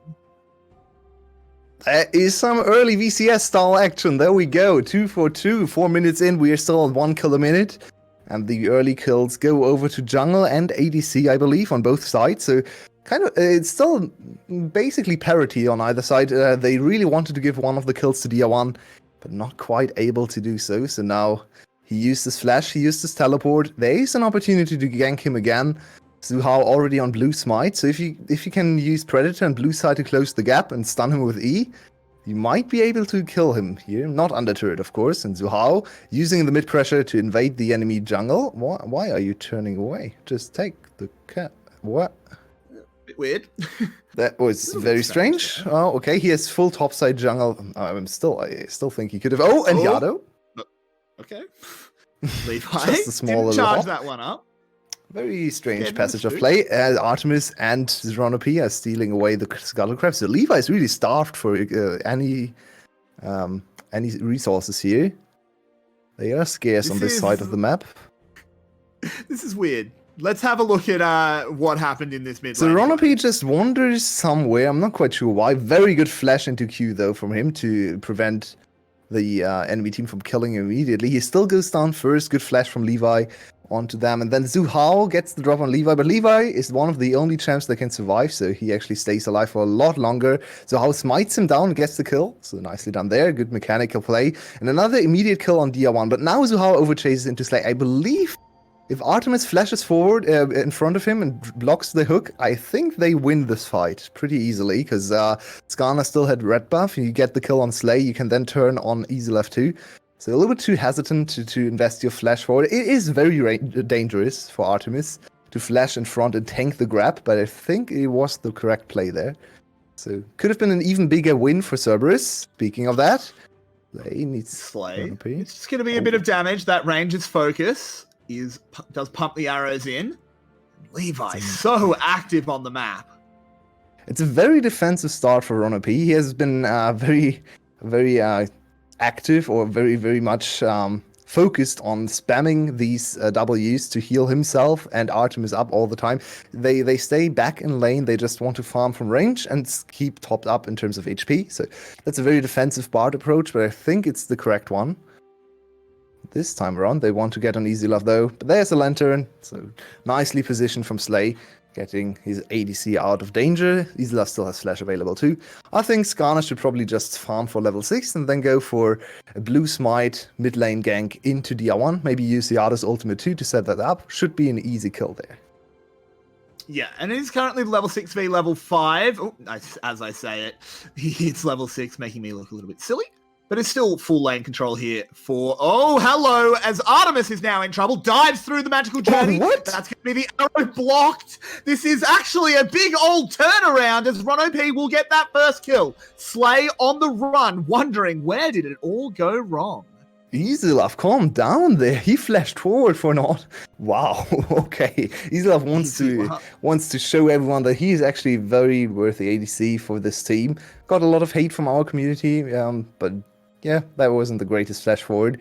And now gave over another kill to, I believe, this one went over to 𝗁𝗏. Okay, just ultimate to clear wave and yeah, just stopping the dive. Prevent this dive from happening. Yep, nicely done from LL. No creeps anymore, and Levi, I don't think he's going to go for this one. No passive for him, so it's quite risky, but there we go. They're going to go in for it. There is a lot of damage, and that Renekton just carves up the Ram. Yeah, not quite tanky enough, especially against the HP damage from Zac. Let's see what happened here. Very good grab from Slay, and this, of course, is the weird interaction of Thresh into Ezreal. He can follow up, and then look at 𝗬𝗏 here. What are you doing? He didn't even have vision on him. He couldn't even auto attack. I mean, look, rule one of League of Legends is don't chase Singed. Rule 2 is don't go through the enemy Bard tunnel. Yeah, and also don't chase flash into no vision where you don't even know what the HP is. Oh, hello. We might have to come back to it, though, as we do have a contest. Skarner ultimate. But that is going to be that Skarner ultimate. As you said, they do pick up the Rift Herald as well, but Kiaya is slicing and dicing, and 𝗬𝗏. Oh, my word. I hope he's been to the shops because he is absolutely running rampant. And the Rift Herald for 1. Is that worth it? We'll see. They got Skarner ultimate and Skarner's flash. That is very important. Skarner flash ultimate is almost a sure kill at this time. So preventing that from happening, buying more time for especially DR1, who would be under big threat from this combination, is more of a win than actually denying or getting the kill in trade for the Herald, in my opinion. So there are 2 huge cooldowns now that Suhao and Cerberus have to wait for to make something happen. It's a lot of plates for LL, but it's only on, so who really cares? No one. So in the end, it's Kiaya now very far ahead. Is building for the anti-Ornn build too, so Ornn is going to struggle against him in side lanes. You already posed the question of who's going to answer Kassadin in the late game on the side lane, so who's going to answer Kassadin and a fat Renekton in side lanes? Yeah, I feel like it's not easy to see an answer here. I feel like I sort of mentioned it before. You need to see Ornn build Warmogs. So what you do, you walk up, use everything to clear the wave. They take you down to 1/4 health. Then you walk back. Warmogs kicks in. You regen back up. You do that every 30 seconds. Not a fun way to play, but the way to do it. Yeah, but it's the same thing, right? It's Kassadin and Kayle.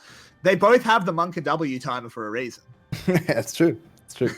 So we're still very far away from that. GAM today has come in with a little bit of a different style. Usually we see DR1 as the focal point, as the linchpin of the team, and the one to make stuff happen. This time around, he's more on... I mean, the first game he still was on a very active and proactive champion, I should say, on Pantheon. But the action didn't really start with him, so this is a very new approach, and we have to see how they play mid-game fights. If they are aware of Kassadin's power spikes, aware of when he's strong, when he can't fight. Because right now, look at his itemization. There is 13 AP built at 11 minutes. Oop. That's not a lot. Stream. Come on. Yeah. Come on, VTV. Come on, VTV. Let's get back in. We're waiting in suspense. Well, while we've got this, we can keep talking about those items, because where are the important spikes here? We've talked about Kassadin a lot, but let's have a look at where the spikes come in for Cerberus. So this Zek is still fascinating to me, and I wanted to think a little bit more, theory craft a little bit more about this Zek pick. Coming in out of nowhere, no one else is playing it, it's only Levi. I haven't even seen it in any other league. Maybe people in chat can tell me where the Zek has been played. But this one excites me and also intrigues me. Okay, we're back in game. Let's think about the Zek. So one thing Zek does very well is be almost unkillable against non-traditional crit marksmen. Jhin can't kill Zek, and I think Ezreal can't kill Zek either. So this might just be a little bit of a read of Cerberus' champion pool. This time around, they have a secondary DPS source, right? Or maybe even the primary DPS source from Yado, who can for sure kill the Zek. But it's going to be hard for Artemis to play against this Zek, and that's probably the reason they want to go for it. Zek is not known to be a super strong early game jungler, but if you can get going, he has a very strong mid game. Production, it's frozen for everyone. It's on the VTV end. So we are back now. Don't worry. Our production was a bit worried, but it is for everyone. The sharks are eating the internet again. We do apologize. This is on the mainstream's end. If you've watched us before, you'll be familiar with it. We will do our best. But there is going to be a play down in the bot side. Ooh, move to the next slide, please. It's just going to end up with a Rift Herald drop. So, whoa. We just skipped 2 minutes, apparently. Okay. So the turret went down on the bot lane with the Rift Herald, and there was a kill for GAM. And they killed Zhuhao, I believe. So that's the situation right now. Zhuhao back on the map, though. And that's the second dragon of the game. Cerberus is closing in on this fight. Levi initiating. Goes on in. The arrow goes in. Hits onto the Azir. That's a lot of damage removed. But Bard turns them gold. Look at this zoning out of Kiaya as 𝗄𝗏 gets a kill. Yado goes down to that crocodile. And all of Cerberus melts away. The team fighting of GAM just can't be stopped. Yeah, it might just be over every day. Might just be over. As the stream seems to appear to struggle, Cerberus is also struggling big time to fight against GAM today. And this is not where this composition is supposed to be strong, by the way. This is Kassadin and Zek. They want to scale. They want more items. Look at Ashe. Ashe has no build either, which we speak of. So they just want to fight 3-0, I believe, with no items, with no power spikes, with no ultimates level 2 or level 3. It's not going to get better. Cerberus needs to break the mold, and it needs to find a way to reinvent themselves and somehow get back into this game, because it's already looking pretty doomed.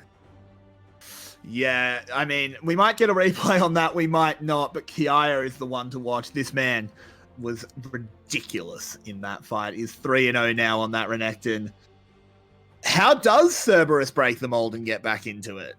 Where is the timing? Well, the mold is called the mold for a reason. It's not easy to break it.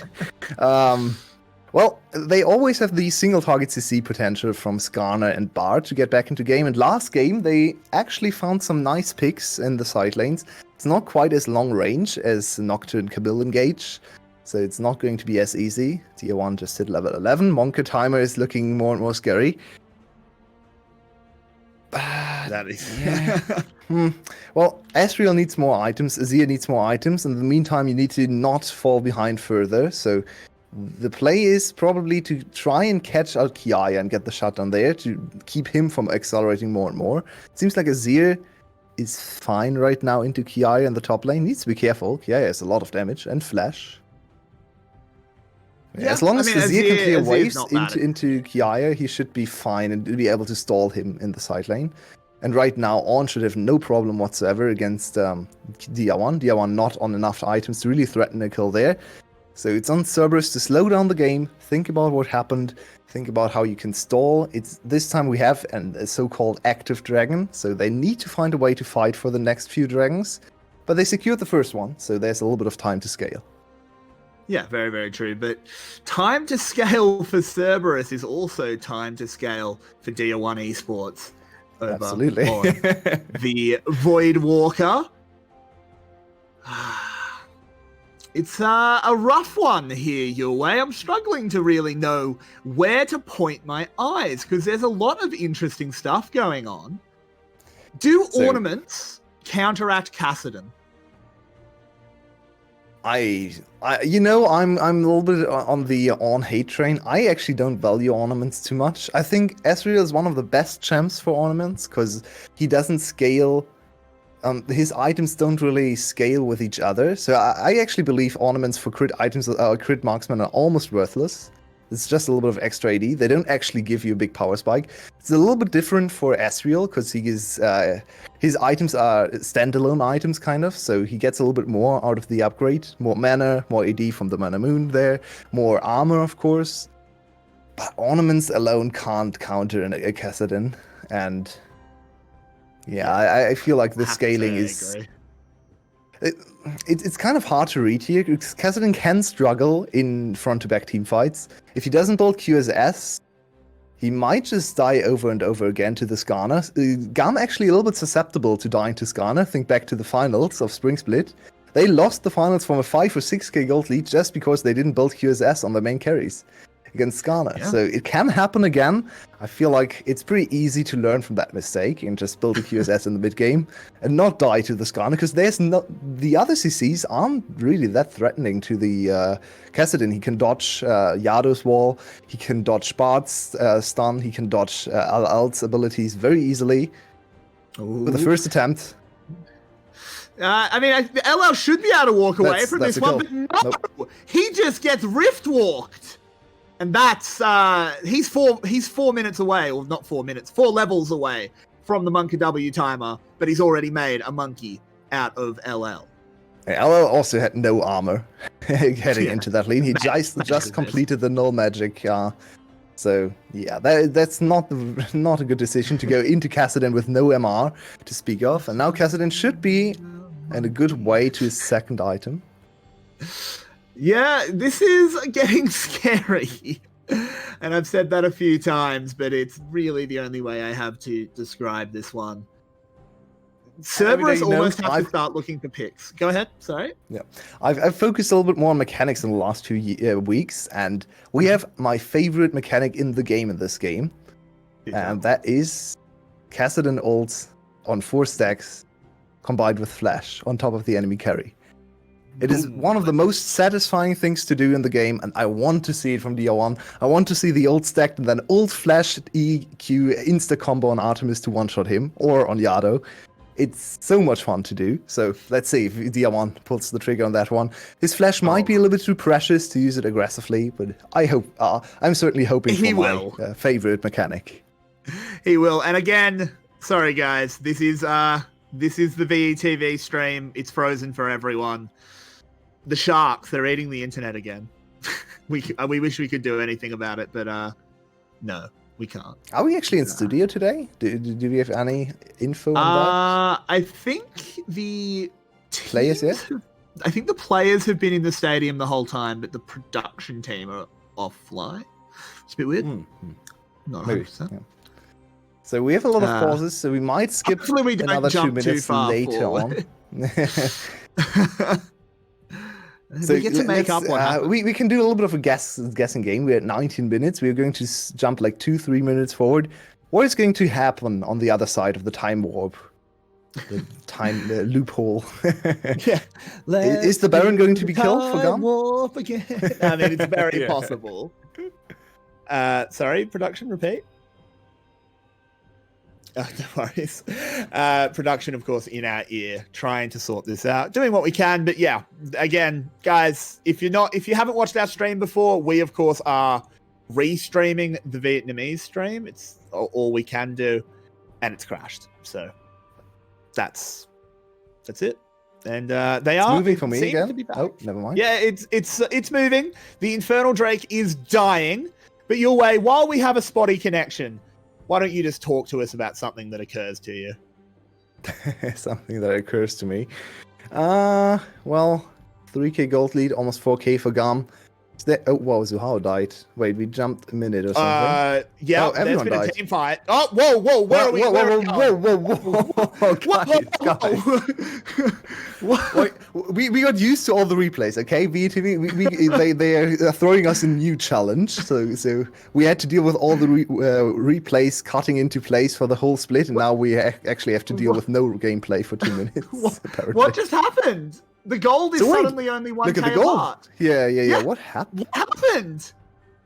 So GAM seems to have won a big team fight a minute ago or something. Then they punish. Oh, look at 𝗂𝗏. He's 8-2 now. What? What happened? What happened? Wait, 𝗬𝗏's got Baron. What?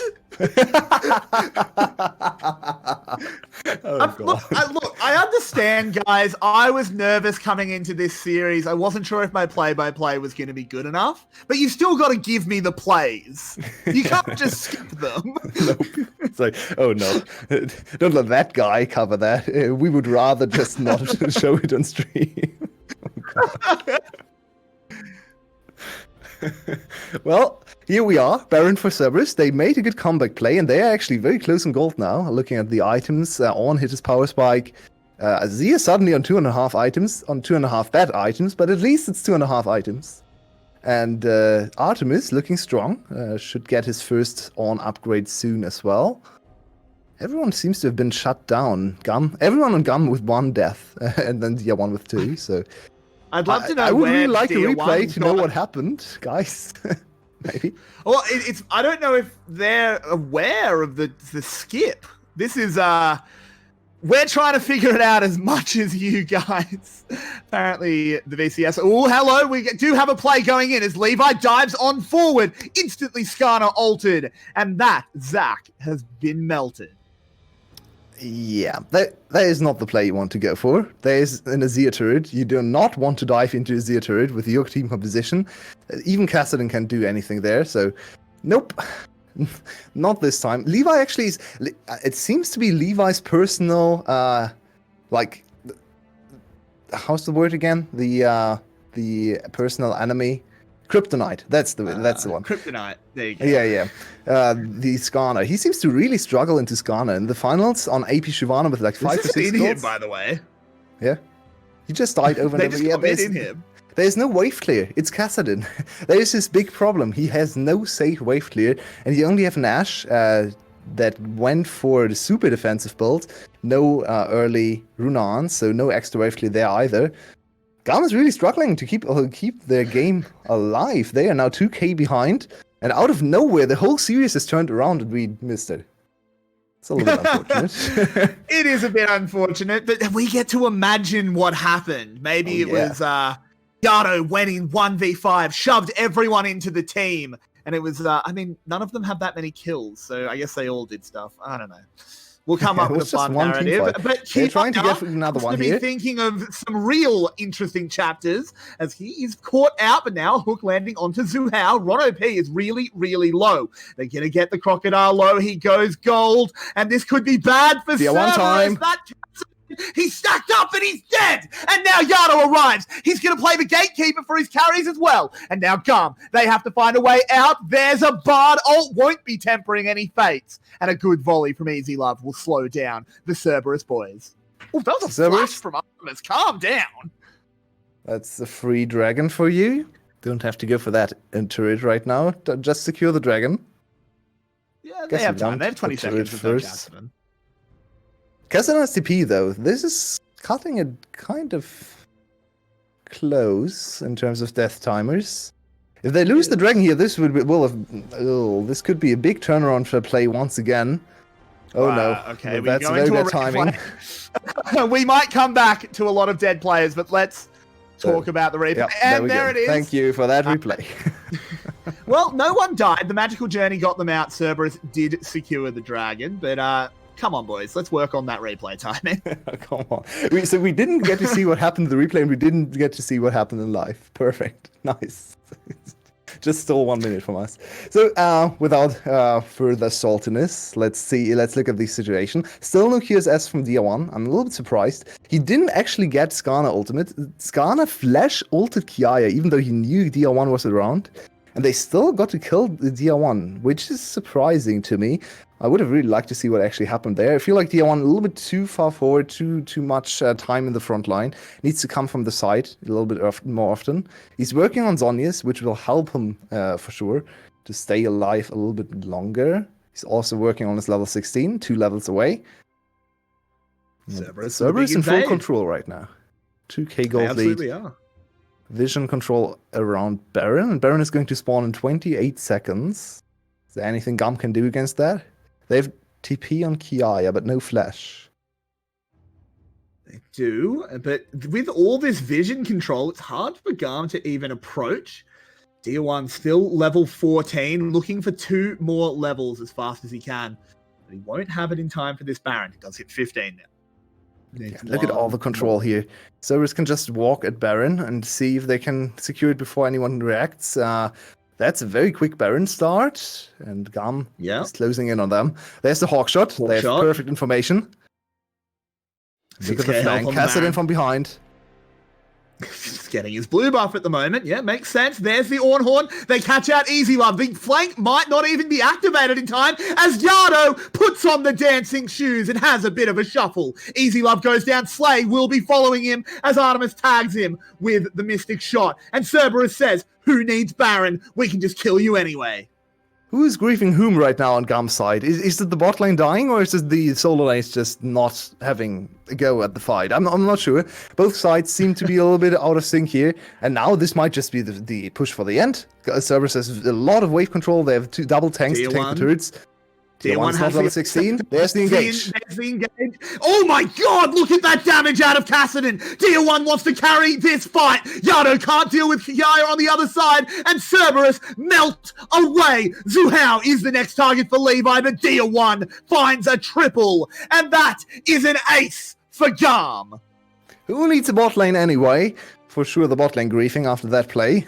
We have confirmed it. 𝗬𝗏 just hit level 16 too, so he's going to be even stronger in the next fight. That's 3 kills for him. That's going to be Baron on top. Basically a full item. He could afford a QSS. He could also just go for a Lich Bane if he wants to. And there is another big swing in the game. It's back gold lead for GAM. They lost 2 inhibitors. They need to be careful. Front to back is still kind of dangerous, especially if Artemis has his flash next fight. But that was a 3v5 Yulwei. Yeah, that plus space turret and plus very bad positioning from Artemis, to be fair. But let's look at it again. Very good double engage. And what happens to Artemis? He just doesn't have enough dashes to get away from the Kassadin. No ultimate from Zhuhao to peel for his ADC. Nothing that LL can do because he's on and he just walks around and dies every time. And then also Bard. In an open field, Bard doesn't really offer any peel, especially if his ult is already used. So Bard just standing next to his ADC is like, yeah, well, I'm sorry, but I can't do anything. I'm not Lulu. So there we go. We need to keep Artemis alive somehow, and I think it has to come down to the Skarner ultimate. But look at 𝗬𝗏's inventory. He's the smart boy. Yeah, he has bought the QSS. And I mean, that last play, apparently 𝗬𝗏 really just playing that role of the pig wrapped in more bacon because, God, they were hungry for him. And they used so many ults that they really would have loved in that base fight. The Shurima, the Emperor's Divide, I should say, and the Skarner ult used on an Ashe that really isn't the one that matters. Maybe, the 11 kill Kassadin. Of course, it was only 8 at the time. Not that there's actually a big difference. It's on a nice edge, this game, and who would have expected that in Cerberus against GAM in the second game at 30 minutes when it's 20-10 in kills? It's still super close. GAM has won all the fights, but Cerberus has won all the objectives, apart from the last Baron, of course, but they are very far ahead in turrets. Kassadin looking for a flank. There is the very deep TP. Cerberus, what can they do against that? I don't think they know he's there yet. There's no pings on him. There's the dragon. is started up, but GAM with full priority. The arrow will miss. Cerberus are very, very stacked up. That's what Levi loves. Slay is the target for the Scorpion. That wall doesn't do quite. One is going hog wild. This is a Kassadin. He's blinking, he's blonking, and he's taking down Cerberus. They have absolutely no chance against this Warden of the Void. Levi picks up one, and 𝗀𝗏𝗃 is the only man to get out of here. One on the Kassadin. It looked shaky at some points, but he always secured the kills, and he is the main carry of the whole league. So we get to see him again shine on a new pick. I'm excited to see him on one of the picks I like a little bit better than some of his AD mid laners. This Kassadin is really there's no one that can deal with Kassadin anymore. Artemis even tried to flash away, but he was gone in the flash himself. So these two carries are just not well equipped to fight against Kassadin. It's not a Caitlyn that can trap. It's not a 𝗂𝗫𝗃 that can hop away or anything. It's Ezreal is just basically an inferior Kassadin version. Look at him. Kassadin jumped 3 times while Ezreal jumped once. So there's nothing he can do to get away. He doesn't have the damage to kill DR1 either. He's not the Jinx in the late game that can just challenge the Kassadin to a 1v1 fight maybe. He's just an Ezreal. He needs time, he needs setup, he needs poke. DR1 very deep, though. He's going to blink a lot and has a blast cone as well. So he actually fun is chasing out of Kassadin. there. Yeah, okay. He's a level 18 Kassadin with a blue buff. Just stop bothering. Guys, stop. What now he doesn't have to jump anymore. Okay. Oh, no, Yano doesn't get over the wall. Tragedy. And he just gets to the lantern. He just covered half of the rift in 20 seconds or something like that. So running in the 90s. He is absolutely out of there. Get the Eurobeat going. Oh boy. How do they stop DR1? He's not finished though. He's not finished. Kiaya on the flank. DR1 is hungry. Can he get on? There's a hook from Slay straight onto 𝗀𝗏𝗃. Can he even get to his journey? He can't. Artemis has been found on the backside as well. 𝗁𝗏 goes down, and surely this is the end for Cerberus. This is an absolute massacre on the rift. DR1 over on the other side dealing with LL. This is easy peasy. 𝗀𝗏𝗃 once again the only man to escape, and Slay wants to initiate the support combat. But, oh, hello, he's bringing Levi in. This is just a little bit of bullying.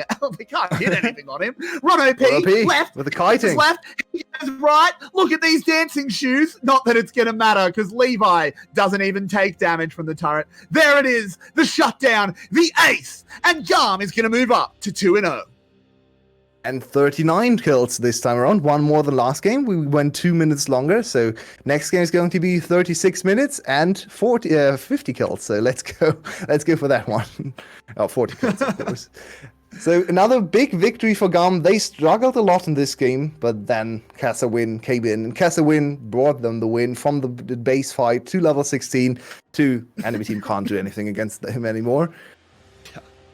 I think this was kind of decided in draft when the Kassadin came in as a counter to the 2 very exposed carries, but GAM had to play, had to reach the late game to ever get it to work, and Cerberus was almost able to break them. I hope we get a replay maybe tomorrow or sometime to actually see what happened in the crucial 20-22 minute mark when the Baron play happened that brought Cerberus back into the game. But in the end, not really instrumental, and in the end, GAM able to turn it around again, 2-0 lead, and that's a devastating game to come back from. It absolutely is, and the big strength of Cerberus has been their teamfight coordination all split. Today, not really showing up on that front. GAM is showing why they are considered, if not the best, equal best in the region. We'll be back in a few minutes to break that one down with our analysts and get ready for game 3. I'm hoping for more games just because these have been so much fun, but we'll have to find out in just about 5 minutes.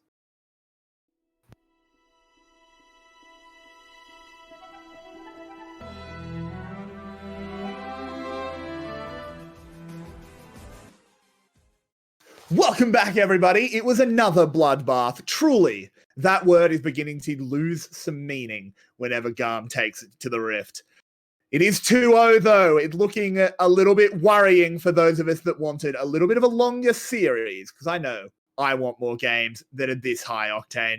Rebel, Vinny, welcome back. We missed you in game. We almost need you to come on, get a quadcast going so that we can all keep up. But Rebel, what was your take on game 2? I mean, I think it was a little bit more surprisingly competitive for Cerberus than we would have thought coming in. That mid-game they were able to take advantage of, and somehow during that brief intermission, the forced intermission that we had to take in the middle of that series, they somehow were able to sneak that Baron, get a couple of shutdown kills, kind of turn the gold and bring it back to their favor, which with an Ezreal and an Azir is to be expected that they're able to take neutral objectives really well. But either way, GAM reversed it, did really well. Well, we are heading into draft, but while we watch the bands play out, Vinny, what did you think of game 1, and what can Cerberus do to take us to a game 4? Well, okay, so you did pretty much the right thing.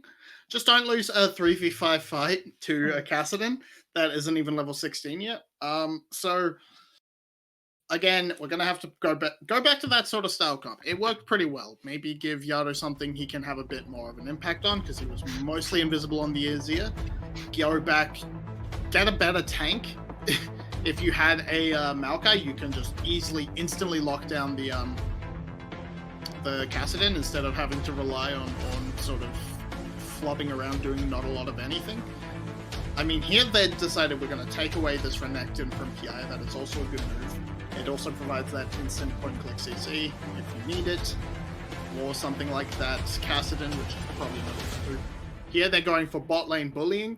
That said, Ashe is still open if GAM wants to pick it up. So overall, it's fine. So I think Cerberus, you just have to be cleaner, win that early game a bit harder through bot if you need to. You've got fixed the main issue of just instant reaction to a sort of Kassadin pick. So, but yeah. Oh, Rebel, what are you thinking so far? Anything catch your eye?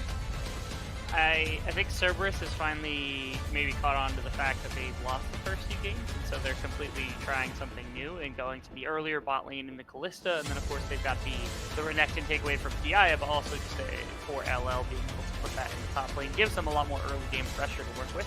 I'm curious if they continue on this trend and they just attempt to purely win through this early game and just take over the mid game, or if they're going to put some later game stuff in for 𝗬𝗨 and try to play a more solidified team fight with like Kalista being sort of like a secondary, tertiary carry alongside having the engage settle. It's also I'd also like to see if Cerberus are willing to take away that Zac. It has been quite a substantial part of GAM's success in the last few games. He was able to find that massive engage for the 3v5. And in the first game, he just sort of walked all over Cerberus. And even in the early game of game 2, to some extent, they decide not to take it away, instead going for the Karthus. But you could just go for it here. But no, it's Gragas, which is even more of a Levi classic. Yeah. That is okay. Full early game. Let's go. So this gives them actually a lot of options. It means you can go all in on that top lane and delete the volley bed. Or you can still play through bot with the strength of Ballista Thrash. So this isn't a bad idea. It's all down. For Cerberus. Yeah, they've made this mean composition now where you've got really good dive potential in both your side lanes, and then an Elise paired with something like this Twisted Fate in the mid lane means that there is a ridiculous amount of pressure to the sides. And this would be super interesting, but again, the way that Cerberus is playing, I don't love it. Okay. Okay. That would have been fun. Yeah. It would have been a lot of fun. But with the Pantheon, you can follow the Twisted Fate a lot easier. It's very good counter pick in ways you can just block the gold card with your It's so good. It's good. Yeah, it's not terrible. But we will have to see if they can pilot it correctly, as they can pile in very, very well, which GAM has been doing very well tonight. So, Rebel, give us your sort of overall impression. We can see both compositions What do you think of them? And is it enough for Cerberus to get a game? I think that neither team really has a definitive damage portfolio to work with. So it's on one side you're working with Twisted Fate 𝗂𝗧, which don't scale super well. The other side is the Ashe Pantheon, again, don't scale super well. So I think this game is actually really, really important around junglers, and that both junglers can become a really big force in the early game for Elise and a little bit later for that Gragas on AP. And so I think we're going to see a different style game than we have in the previous two. And maybe that actually bodes well for Cerberus' chances. Yeah, maybe. Vinny, what's your take? And of course, give us a prediction as well. So I think this is probably the game Cerberus takes if they're going to take one at all, because they have given themselves so many early options that it doesn't really matter where Levi and Dia try and play around. Cerberus can easily respond to the other side. You have the Renekton Elise, perfect setup for a Twisted Fate to follow. You have Fresh Kalista, also perfect setup for a Twisted Fate to follow. So you don't need to do all that much in terms of being super active. You just sort of spot out where Levi is and then go to the other side of the map and make your play there with almost guaranteed success with your tools. Fair enough. We'll find out if that comes true or not. This could be the end of our first playoff series. And Yulwei, welcome back. Unmute your mic, mate. And Yes. Let's get into the action. So this is going to be the prime example of a mechanics cast, I believe, because there is a lot going on. I want to focus very much on the junglers, echo the point that Rebel made on the desk right now. I think junglers have a lot of agency on either side. We have a lot of setup, especially in top lane, but also bot lane, honestly. Mid lane is mid lane has point and 𝗙𝗏𝗏𝗃𝗏𝗃 too, but it's kind of hard to get some of the abilities from the junglers in, especially looking at Elise's Cocoon. Can be a little bit tricky to hit in mid lane, so I believe this is going to be topside focus. Is Renekton Elise, everyone knows what they are going to do. And on the other side, Gragas and Volibear, kind of the same thing, right? It's a Q stun, it's a point and click auto attack based stun, so the same as Renekton, into then a follow-up CC from the jungler. So whoever strikes first in top lane will have a big advantage. This time around, it's not Kiaya on the Renekton. The Renekton goes to LL. This matchup in the 1v1 has been a little bit undecided, I guess, in the VCS. We don't really know where it goes. Some Renektons have won, some Volibears, especially in the early few levels, have actually dominated this lane. So I'm interested to see what happens there. It seems like Elise is actually looking for an early bot gank, looking at her clear, and the same is mirrored by Levi, so we're not playing around top side. Unless Levi wants to go for a cheeky level 2 play, buff into Groms into top lane. It's a little bit of a strange path. If you want to go level 2, you would go buff into top lane immediately. So it seems like for now we are clashing in bot lane. And speaking of that, that was a flash on a hook that wasn't going to miss. Well, that was going to miss, I should say. yeah. Unfortunate.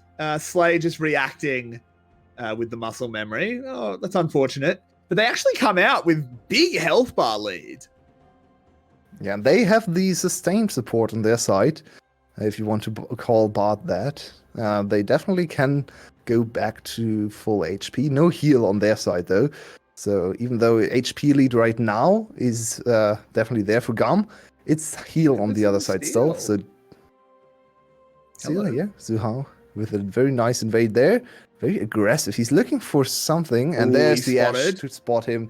𝗍𝗏 has been so good with his Ashe hawk shots in the early game to spot the enemy jungler. He has found everyone time and time again. Wow, look at this. 3 men in lane. This! They just absolutely sprint into GAM's jungle, force Levi's flash. Oh, Zuhao, don't miss that. Yeah, we didn't see that, Zuhao. We didn't see that. So this forces the Gragas to go top lane, and he doesn't really, he should not think that there's a camp available. Maybe he knows that wolves are available because he saw the CS count. He could actually deduct that. But, oh, Dia1 has to flash away. That was very badly done. He should know that Zuhao is there. So, yeah, Zuhao was still around. Absolutely, and that sets us up for a very active early game. And there we go, active early game indeed. That it is, as this Renekton now has to try and get away and succeeds as the teleport came in to cover him. Yeah, and you know, On the bot lane when as you're well. renekton and getting dived, you're like, "Ah, I don't need to flash to get away. I actually flash in to get the counter kill. He could have just not flashed there. He flashed It's after 𝗂𝗃 and tried to kill him, but he didn't quite have the turret aggro. Double teleport into lane, so top lane is ready to brawl again. Levi's still around. He's level 4. No flash though. No Predator either, so it's probably not going to happen. And so far, we are on 0-0, and it's so tense. The first kill is going to come, and I feel like this is one of the games where the first kill is already like a 3-kill trait, because people are going to join. People are definitely going to join. It's very, very true. As LL goes for another bit of a trade onto 𝗂𝗃. Ooh, does get a lot of damage. Procs the Conqueror. Gets a nice little bit of a health bar lead, but of course, the wave always pushing into him because VCS just auto pushes. So 𝗁𝗚 with a very defensive... Oh, interesting ward. Not in the brush, but instead in the river to spot early movement from the... I think this ward is intended to see Elise entering the bush, but if Elise uses the blast cone over the wall, I don't think she can be seen by this ward, so... Nope. Did she get No spotted? pings on her. They didn't If ping. not, 𝗂𝗃 actually hard into this ward. I think 𝗂𝗃 hard into this ward, honestly. So let's see. Yeah. Cocoon, not quite in range. She's waiting. Now she's finally spotted. pinged them. So Yeah. there we go. Okay, well, LL, look at this. Anyone getting chilly? Getting a little cold here. There's a bit of a freeze being set up. Not something we see often in the VCS. But 𝗂𝗃 can't approach the wave at the moment. So, and they don't really want to interfere with the top lane right now because that's very advantageous for LL. Usually you want to go Elise and Twisted Fate into top lane because it's so much CC that you just want to stack the CC, or chain the CC rather, and get the early kill. But right now he's in a very comfortable position, so they are roaming towards bot side instead, or on DR1. DR1 will get away. He has no flash. Time Warp Tonic, a very valuable rune, as it does get him out of there. But still, pressure everywhere for Cerberus. This should be an easy Infernal Drake. Still 0-0. What is available right now? Looking at these summoner spells, only one flash for GAM. Ooh, Levi, there it speaking is. of no flash. Oh no, 𝗁𝗚, that's a bit of a disaster. Now needs to find his way out as 𝗬𝗏 is putting a lot of damage onto him. In comes the Starfall. Wait, what? Ooh, over the wall goes 𝗳𝗏. Very well done there, but he has to keep finding a way out. 𝗁𝗚 is just going to die to 𝗬𝗏. That's first blood, and it's happening again, Yulwei. The wheels come off the wagon. Levi goes forward. DR1 follows up. Yado is dead. Do they know where 𝗳𝗏 is? Where's They Artemis will going? very, very shortly. I think he has to go for an execute.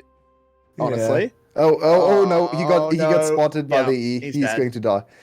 Oh, disaster. If you get attacked by the Ashe, I Absolute believe you die disaster. to her. Ugh.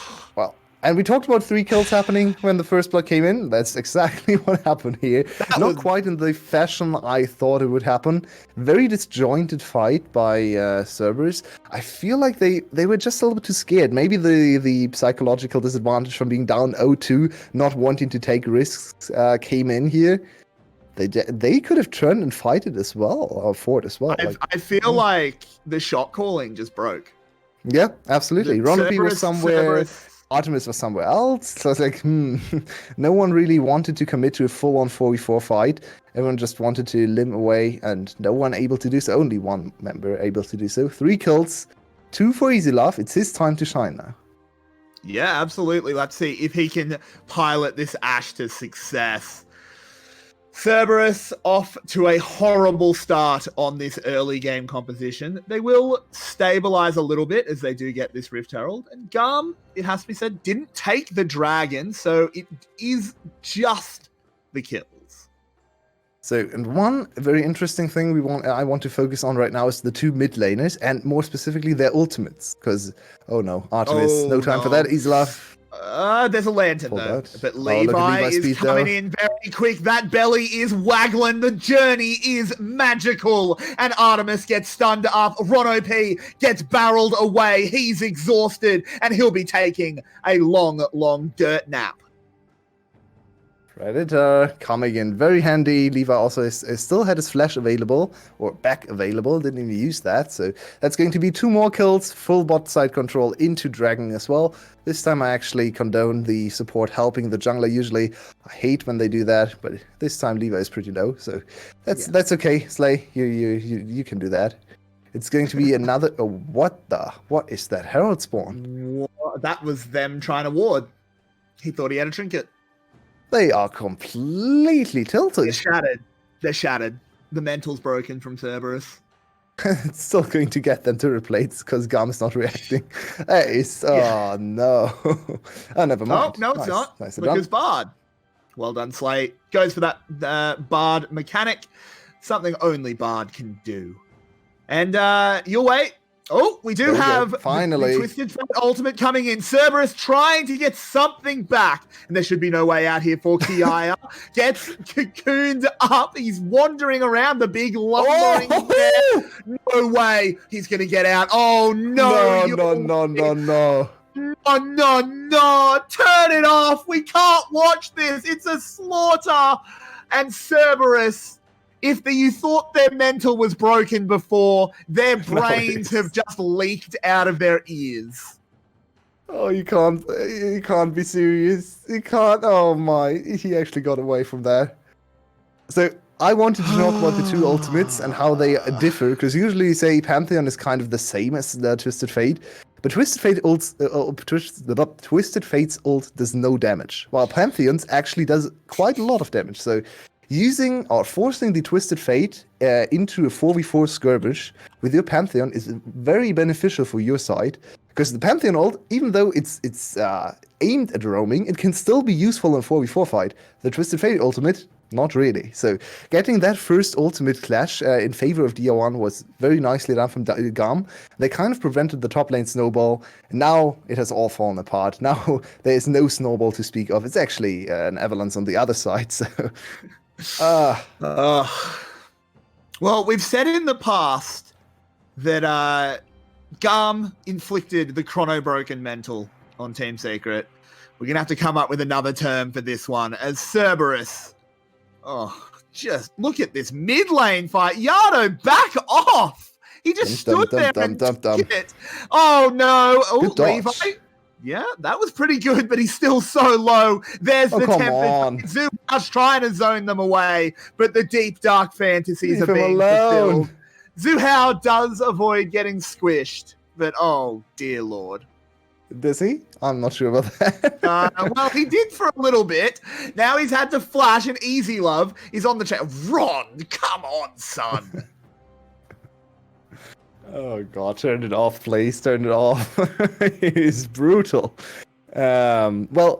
Cerberus trying to get something back. Ronop, really? Something around. Slay manages to die finally. Now they're going to try and use. Oh, Ronop's just I'm out of here. No, thank you. Does land a hook onto DR1. 𝗬𝗏's gotten a kill in the middle of the enemy team. Is LL gets a big heal out of that Q, but not big enough. Can they get a kill onto this bear? Avenge. Oh, that's actually Levi, not quite the bear. My mistake. 𝗬𝗏 got a lot of spears into him, and that's a big one. This could be the turning point, Yulwei. They might just recover. Artemis hops. He's going left. He's going right. Can he go forward? He can. Gets the triple kill and takes down GAM. There we go, Cerberus. The last chance to actually make something happen in this whole series, and they really take it. Are able to strike back. They are still 2k gold behind, and GAM is still 5 kills ahead.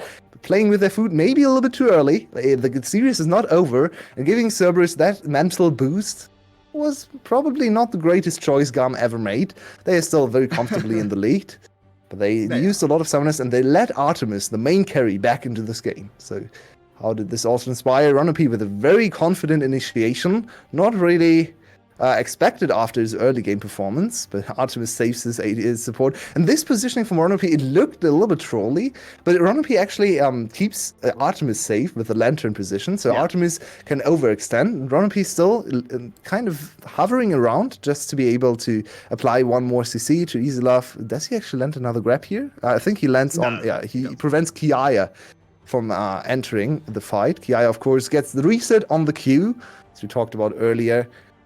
But it's not enough, and 𝗬𝗛𝗏 with the triple kill, now with a lot of gold, and maybe you can make something happen. The or midway split MVP, 𝗬𝗛𝗏, is now on 3 kills. He's an item parity and 20 CS ahead, so if he ever wanted a chance to carry his team, now is the time to shine. It's gonna have to be an epic performance. It's gonna have to be the Spear of Vengeance living up to that name, because the rest of Cerberus are in dire, dire straits as GAM looks for their second dragon.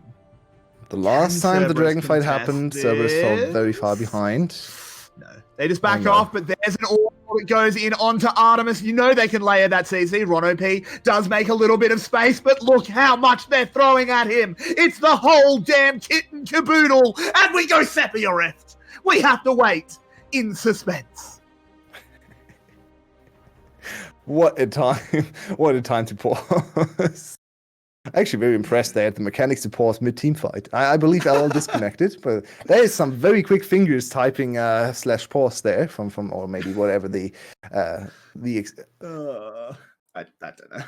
Oh, the word is well, for Vietnam. well, Yulwei, you've got time to talk, my friend. What do you Well, think so for once, we're still in the territory of more than 1 kill per minute. I think this whole series is going to have both teams at 1.2 or 1.3 combined kills per minute, so eclipsing all of the teams in the regular split, even 𝗂𝗏𝗏𝗏, the most bloodthirsty of teams. So maybe that's also a problem for Cerberus, because they are in the global average, all VCS teams are high, but for VCS teams, I believe they are the second lowest on combined kills per minute, with something like 8.83, also 0.83. So this pace might just be a little bit too much for them to handle. They have opted into fighting GAM straight up in the last 2 games, and this one again, full on early game composition, try to make stuff happen with a lot of agency, a lot of globals, a lot of single target CC to get early kills to snowball. And it has really not come together. And I believe this fight is kind of, it's going to be the beginning of the end for this whole game, or... Yeah. Oh, why do we have Big Way? What's going on? It's enormous way.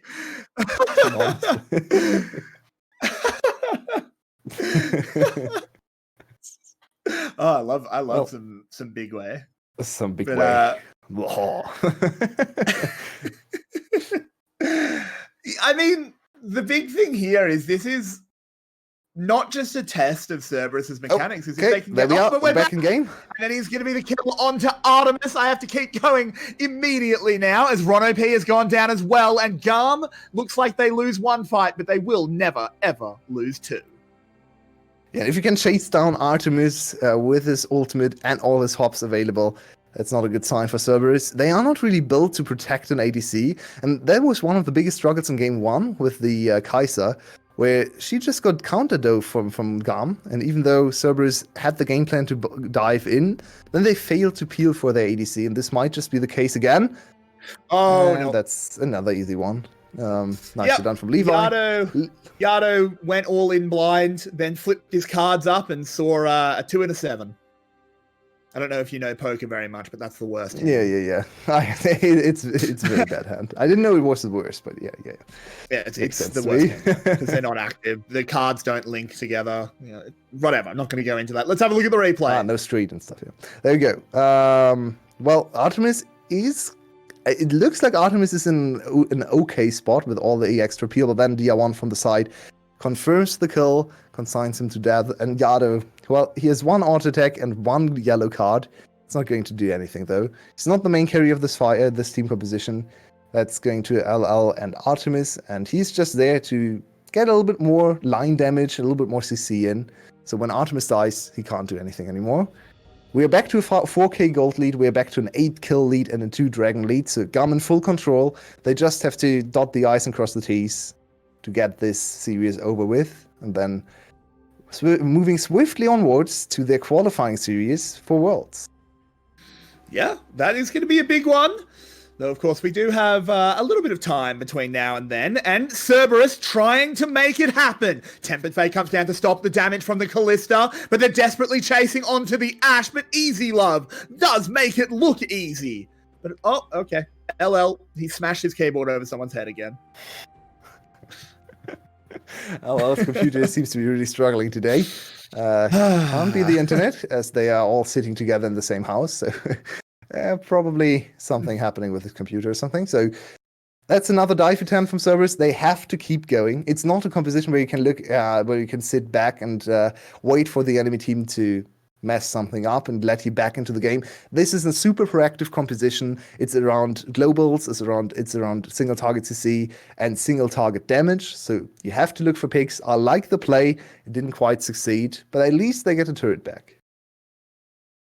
Yeah, they do get the tower. That is obviously very nice. I mean, you say they have to keep going. They have to keep putting the foot down. Do you have faith in that? Didn't say that. Just thinking they have to do that. There's no way out. They opted into what a lot of people would call a sinner draft.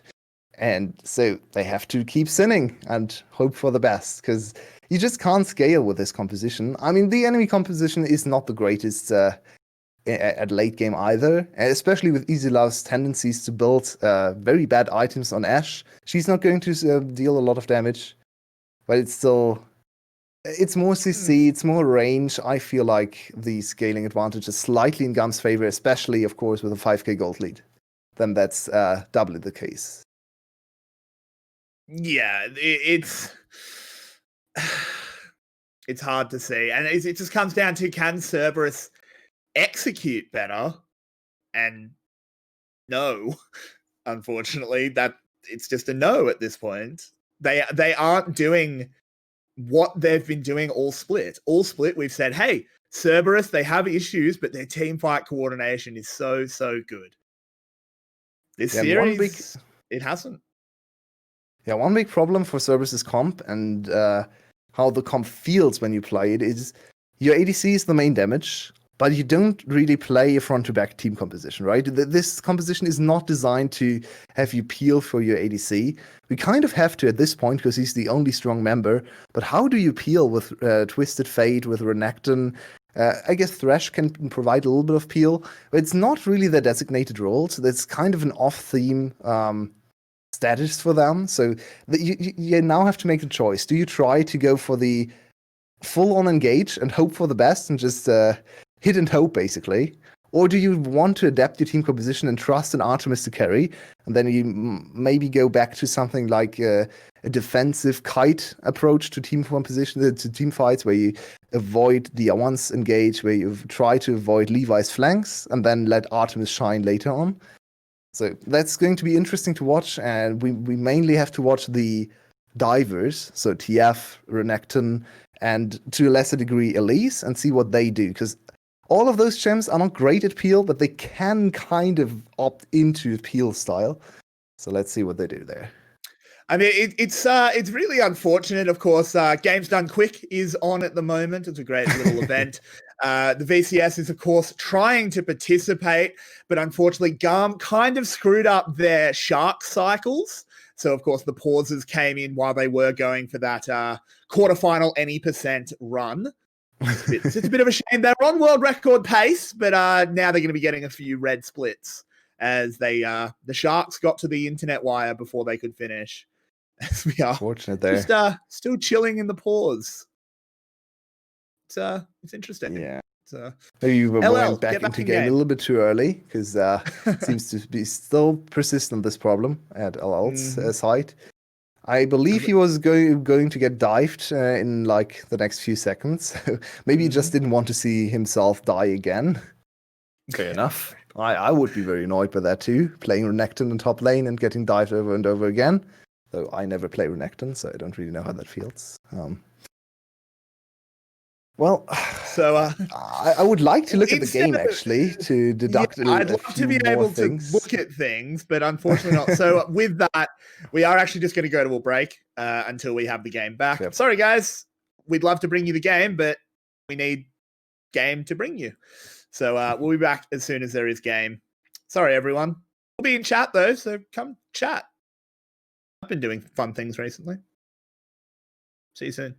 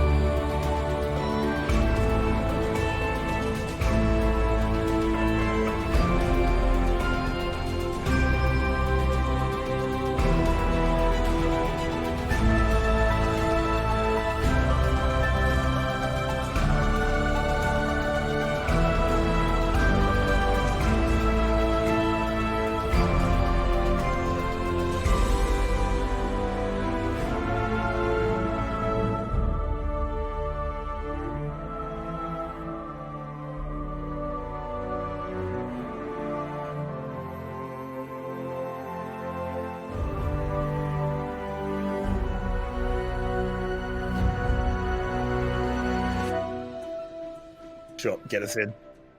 Welcome back, everybody. The pause has ended. LL has come back to his computer, and GAM has taken the mid lane in a tower. Seems like they used the second herald there, and LL is still in danger. He just reconnected to the game, and now he wants to quit again. Kiaya with the engage on the dive, and there we go. Everyone coming in. Yeah. This is going to be a crocodile handbag, as from downtown, Levi shoots for 3 and gets himself some yummy croc. By the way, if you think, man, Levi, you should stop kill stealing. Here, Gragas is your utility. Nope, that's not Levi's Gragas. And 𝗀𝗂𝗄 trying to get something back with Kiaya so fast. Just jump they away. got Kiaya's ult at least, right? That's nice. Nice. Success. That's what we were looking for. 𝗀𝗂𝗄 is very overextended. They want to go. They want to get more. They have a lot of CC, not a lot of damage though, so it's kind of dangerous. But at this point, just throw everything at them. See if anything sticks. It's probably not going to amount to much, but why not try? You're so far behind. You're 0-2 down. You're 6k gold behind. 2 dragons behind at 18 minutes. Your composition doesn't scale well, so it's time to go for the Hail Mary plays, to go for the 1090 plays, and maybe you hit the jackpot. There's another TP behind Artemis. He's going to be in big danger. Oh, he goes to 𝗀𝗂𝗄. Oh, good little sidestep from both of them. But can they dodge everything? No, because you can't dodge auto attacks. This isn't Season 1. And that's another 2 kills for GAM. And truly, GAM is pulling out the final gambit. Cerberus is suffering. It's just too easy for GAM. Cerberus is just exposing themselves in bad positions over and over again. I said just try anything, and I mean, I still mean it. It's okay to greed for the turret at this point. 2 more kills will not add much to the already insane gold advantage, so I feel like you have to cut them some slack here, but it's still disappointing to see in this 3rd game. They struggled a lot in the series. They had some chances in the first 2 games, but it seems like Game 3 has really broken their mantle. And it's just going to be a matter of time for this game to end. But LL is trying one more time here. Okay, Yado's going to go deep. Does land the stun onto 𝗬𝗎𝗏, but everything gets disengaged. Can Levi find a way out? Wow, we blink forward into the future, and yes, he can. Yeah, fortunate for Levi there that he found a time gap once again. Able to skip through time. That stun actually lands, but there is a gold card drawn. Can 𝗬𝗎𝗏 find a green card? No, he can't. He'll be deported. As Slay now is the next target, but he'll walk away. 𝗬𝗎𝗏 is a sad boy. His bar just running away. Oh, Diamond gets a lot of damage. No, he gets out. Doesn't get smushed. And we have finally arrived in the modus that we all expect from the mode we all expect from the VCS. Pure chaos. There isn't really much to talk about analytically anymore. Teams are just throwing everyone at every fight, and people are dying left and right. So how is GAM going to close this game? I mean, they're just going to go for fights over and over again. They are actually not that focused on. Oh no, LL. Oh, run, no. Little crocodile, run. Let's go to another pause. Nope, this time he just cops the death. GAM did also move up to 3 dragons. And I think the rest of this game is just a formality. Yeah, it's a little bit of victory lap. And we have to think back to last year's Summer Split playoffs, where GAM went in on, I believe, a 7-series win streak and went 6-0 against two of the best teams in the league that played for the second spot. So let's hope that's not going to happen this playoffs. It would be a little bit anticlimactic. Dear. 𝗁𝗚p does do as much as he can. He is trying so goddamn hard, but that's a big bear in there. 𝗚𝗏𝗏 manages to escape, pulls him out as well. But look at 𝗬𝗐𝗏. He is in the middle of nowhere. He is on the wrong side of the tracks. I don't even know how he got there. He didn't ult. And 𝗬𝗐𝗏 looking like Bardo, B-A-D. GAM. Well, they're doing it. Let's go back to praising GAM for a little bit, because of course we can all be very disappointed with Cerberus. We also have to acknowledge the fact that GAM has played an insane game mechanically. Especially, I want to point out 𝗁𝗨. I know people get very excited with 𝗁𝗨's Lee Sin, with his 𝗁𝗏𝗺 and so on. We want to see him play Lilia, but his Gragas is always such a joy to watch. He has, I think, hit every single Zhonya's timing with his E perfectly this game. And he did it at least 4 or 5 times. It's so good. He knows. I don't even know if he practices Gragas anymore, but it's so ingrained in his muscle memory. He knows every combo. He knows what to do in every situation, and it's just so good to see. He's a carry Gragas player, as you can see, 6-1 and 7, going full AP. There, more penetration added as well. And I mean, he's making it work every single time. He's not dying. He deals a lot of damage. He gets all the CC. It's a joy to watch. I want to see more Gragas. At this point, I just really hope 𝗁𝗨's got some friends around him, because I know the 𝗂𝗏𝗏. He doesn't have any friends around him, as there's the shutdown. I was going to say, I hope he has some friends around him, because at this point he's becoming Gragas, and that's not healthy. But now 𝗁𝗨, it's not healthy for him to get hit up by a stun card, but and tempered fate into the perfectly timed stun, and anything Cerberus wanted to do is sent out. How do you even play against this team? We have apparently fallen out of sync, so we may have to fix that up. Production, could you please call your time down? Okay, we will wait for you at 23:25.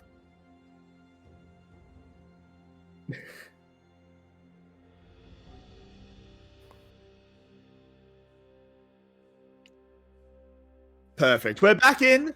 Apologies, everyone. That does happen. Internet's a thing. We apologize. We should be all good now. And Yulwei, get us back on track with a little bit of that analysis. You want analysis? I just cast a curse 𝗁𝗨, so I'm a little bit scared to praise more players. He just immediately died after I praised him for his mechanics. I'm sad. Cerberus, get us a bit of reverse caster curse to get a game 4. Caster blessing? Oh, we need a lot of caster blessings. I mean, we have a lot of casters together today, but I'm not sure if we can bless them enough to get another game here. At least Cerberus has kind of slowed down the game. They're still 7k gold. Okay, 𝗁𝗨, interesting one. They're still 7k gold behind. 𝗁𝗨 just wasted his ultimate on a blue buff. Why not, right? Why not? It's going to reset afterwards anyway. So the next big objective is going to be the Ocean Drake spawning in 1 minute, and Cerberus kind of have to fight for this one. They could try and sneak a Baron, but there's very good vision control for GAM on the top side, so it's going to be very difficult to get that in time. And GAM, of course, still has a lot of tools to get to the top side too. Dia1 has his ultimate, Kiaya has his teleport, then you can just send an Ash arrow over there too. So I believe Cerberus has to fight for this dragon, and it's not looking too likely that they can win this fight. So how could they? What can they do? They need a pick somewhere. Yeah, and that's killing 𝗁𝗨 would actually be very beneficial again. He's pretty squishy, so maybe we can see a collapse on 𝗁𝗨 once again. Look at that. They're getting ready for a trap. Yeah, they've been going for the death bushes. I mean, why not? At this point, it's a good opportunity. If it works, maybe you spin something in your favor. And if it doesn't work, well, you're losing anyway. But this is Ocean Soul Point. They have to fight this Drake. They have to figure something out. There's the Twisted Fate ultimate. I don't even... Where did he go? Just 2 centimeters to Nowhere, towards really. top side. Garm is looking for the creeping flank around on the other side. flank. The Bard ult onto 𝗚𝗏𝗏𝗏𝗏. Oh no, the hook misses as well. 𝗚𝗏𝗏𝗏𝗏 trying desperately to get away. Slay, 𝗳𝗏𝗏𝗏𝗏, I should say, doing a lot. But look at all the damage. This is getting beaten to death with a wallet. Tier 1 flashes forward. If they kill this 𝗂𝗏, it's all over. And I believe I can hear a fat lady singing. No, it might just be the fat man of Levi as he gets the triple kill and will go over to pick up the Ocean Soul. 26 minutes. They have 30 seconds till Artemis spawns. Do they want to push for the win? There was no inhibitor turret in mid lane. I believe with the wave coming in, they could have tried and finished the game here. But they want a little bit more fun. They want an extra victory lap. Sometimes one is not enough. You want to run another one. That's how excited GAM is. And of course, they're just getting further and further ahead. They now have an Ocean Dragon, an Ocean Soul, I should say, to their name. Another Baron, that's another 10k, or another 4 or 5k from the fight, I should say. More than 10k gold lead. So, why not? They're not going to lose any fights. They're not going to get outscaled here either. So, go for another victory lap. Go for another 2 if you want. We are just watching GAM having a little bit of fun on the Rift. And Cerberus would like to surrender right now, but I mean, it's a playoff series. You never know what happens. Maybe someone on GAM disconnects forever and they have to forfeit. Yeah, maybe. Maybe, yeah, it's possible. Maybe, it's revealed that, 𝗂𝗏 just wants to end the season early. So he just ints for 3 games. Maybe. You never know. So, an interesting thought experiment. Who would have to disconnect for Cerberus to actually be able to win? Levi. Probably, right? Speaking of disconnecting, Yado is going to be disconnecting from this mortal coil as he just absolutely detonates. 𝗁𝗏 on the other side is trying to rotate around. Oh, he messed it up. LL. Oh, wow. That's like the first time we've seen him mistime that. But it will buy Cerberus a reprieve. But it's not a long one, Yulwei. It's not a long one at all. They get to hide behind their base turrets, but not for long, it seems like. Their base is broken open, and that's going to be bot lane inhibitor. They have a Baron wave. Do they want to go for the push? Yeah, I mean, why not? As they're going to get 2 inhibs. They probably won't go for the game end here. There's no point risking it. But I think they could. Are you really but you may as well reset. You may as well reset. You still have Ocean Soul, right? So you can do whatever you like. So resetting into top lane, 𝗂𝗏 is getting abandoned by his team, and no teleport to help him, so he's just going to reset. He doesn't want to die for no reason. He has a very good KDA of 13 right now, so he doesn't want to lose that. 14 KDA for DR1, with a 16 KDA for Slay, and then the 2 inters of Levi and 𝗂𝗏 ruining the double-digit KDA on their team. So that's a little unfortunate. Levi needs 1 more kill to get double digits as well, and we have 4 more kills or assists for 𝗂𝗏.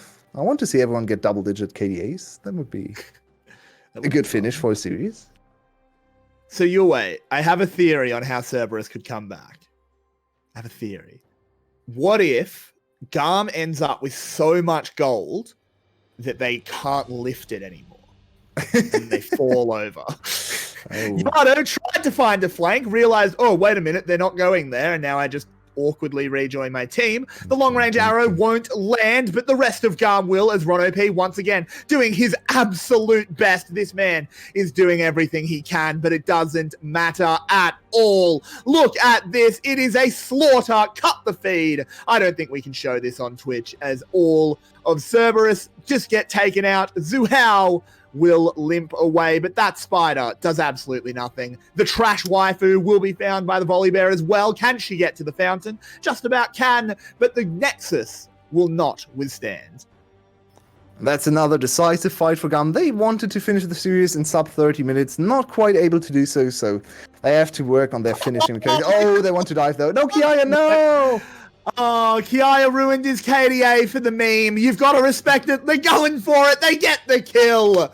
They sacrifice their KDAs, but they get the Pride Breaker. They get the series win, and GAM make the ridiculous statement here to start out our playoffs. And I thought we were in 2020, but it seems like it's 2019 all over again. GAM starting 3-0 against one of the better teams, not the best team. They still have to prove that they are capable of doing such things to Flash as well. I still believe in Flash. We have to see how they look tomorrow. But this was a big statement series for GAM, and they looked like the better team in all 3 games, struggling a little bit in the second one, of course, mid-game, losing that big Baron play there that we didn't actually see. But maybe we get to see that later on today in some of the replays. Overall, though, just outmuscled them, right? Just better mechanics, better play from all the members, even better teamfight coordination, and that's saying something against Cerberus. So they are coming in as the big favorites now to win the whole thing. Yeah, they absolutely are. That was an absurd statement. We will head over to our analyst desk. Yulwei, good night, mate. Thank you for being here. We love you. We'll see you tomorrow, of course. We might see you on the analyst desk as well, but let's head over to our analyst desk and have a chat with them. Howdy. G'day, lads. G'day, lads. Rebel, Vinnie. That was definitely a game. Only one team really got to play. Rebel, why don't you start us off? What did you think? I think that GAM made a really good decision in who they picked in the first round, because it just 3-0'd Cerberus, who was the 3rd seed, and there's probably a little bit of flack that they caught for picking the 3rd seed instead of the 4th seed, but obviously you see the reason why right there. They just I think Yulwei put it the best way. They outmuscled Cerberus pretty much the entire time. Their individual play, as well as a lot of their drafting, was really, really strong for what they were trying to accomplish, and they were just the better team by a long shot on the day. Yeah, Absolutely. Vinnie, what was your take? They smashed Cerberus in that 3rd game, and you really saw, especially in the early game, just the effect that losing that game 2 that really should have been Cerberus's by all rights had on them. They drafted this full early game team comp and then did nothing in the early game. They got run over completely. They managed to get a good fight out of it somewhere in the middle, but it was too little. It did nothing. It really did not. They weren't able to get anything more than just some kills. And I'm actually shocked because they managed to do this basically playing 3 different styles. GAM did. Yeah. Yeah, that's scary. They played kind of reminiscent of Spring, where they just, Pantheon mid, gank just constant ganking and roaming from Dia. They played a very different style in the scale for late game Dia on the Kassadin. And then here it was a bit more traditional, but they played a lot of the early game around Easy Love, which was quite interesting. Yeah, it's very true. We will, of course, we spoiled it a little bit, but our player of the series will be Levi. He did some gross things from the jungle. It was a hard choice. Kiaya and Dia won, and even Easy Love definitely made very good cases for themselves, but in the end, we did decide it was the man in the jungle that did the most for GAM. Do you guys have any sort of closing remarks? How are Cerberus looking, I should say, going into the lower bracket? Of course, we do have double E limb, so Cerberus, their season is not over. Rebel, do you have hopes for them to keep going? I do. If I recall, I don't remember exactly which team they do play next week. It might be Percent, right? But Evos. Okay, they're playing Evos. That's a tough one because they can bring up the bracket while we're talking. Didn't they? Yeah, Evos I think beat them just a few weeks ago in a 2-1, and so they have been faltering at least a little bit. And there's no way that this was not at least a little bit taxing on their mental to lose in such a swift 3-0 to GAM. So. Like I said, Cerberus, they showed a couple of flashes of brilliance. They had a couple of good ideas in terms of drafting. In fact, I think games 1 and 3, they had okay drafts to work with in terms of what they were running. It's just weren't able to execute on them. But yeah, I think maybe their mental needs to be reset before they end up going into Evos. Otherwise, they could have a very early exit to this tournament. Very, very true. We hope, of course, that we get a better series out of them. We do have a very fun one tomorrow. Team Flash taking on Team Secret for our other half of the upper bracket. That one is very exciting, but of course, we'll talk to you about that one tomorrow. Do you guys have any closing remarks before we mosey off to bed? Not really. I think GAM is now terrifying, and we have to look hard at Flash tomorrow to see if they can show even close to the same level of performance. If so, this is going to be exciting. If not, oh boy, it's GAM again. Yeah, that's very, very true. Well, thank you everyone for joining me. Of course, you should follow us over at VCS_English. You can also follow Rebel Fox at _Rebel_Fox and Vinnie LMS. We'd love to see you there. You should come and interact with us, especially Rebel. Thank you so much for coming as a guest. We always love having you here. You bring a lot, and we do love it. You could, of course, if you are so generous out there in the chat, if you enjoy the show, we do appreciate donations, subscriptions, that kind of thing. It really helps us out. We are unofficial. We don't get paid. And we do have rent and the like. So it would be appreciated, but never feel pressured. With that, we will be heading off for the night. Of course, one more shout out. You thought I forgot. I didn't. Spoods doing the production, absolutely smurfing it as always.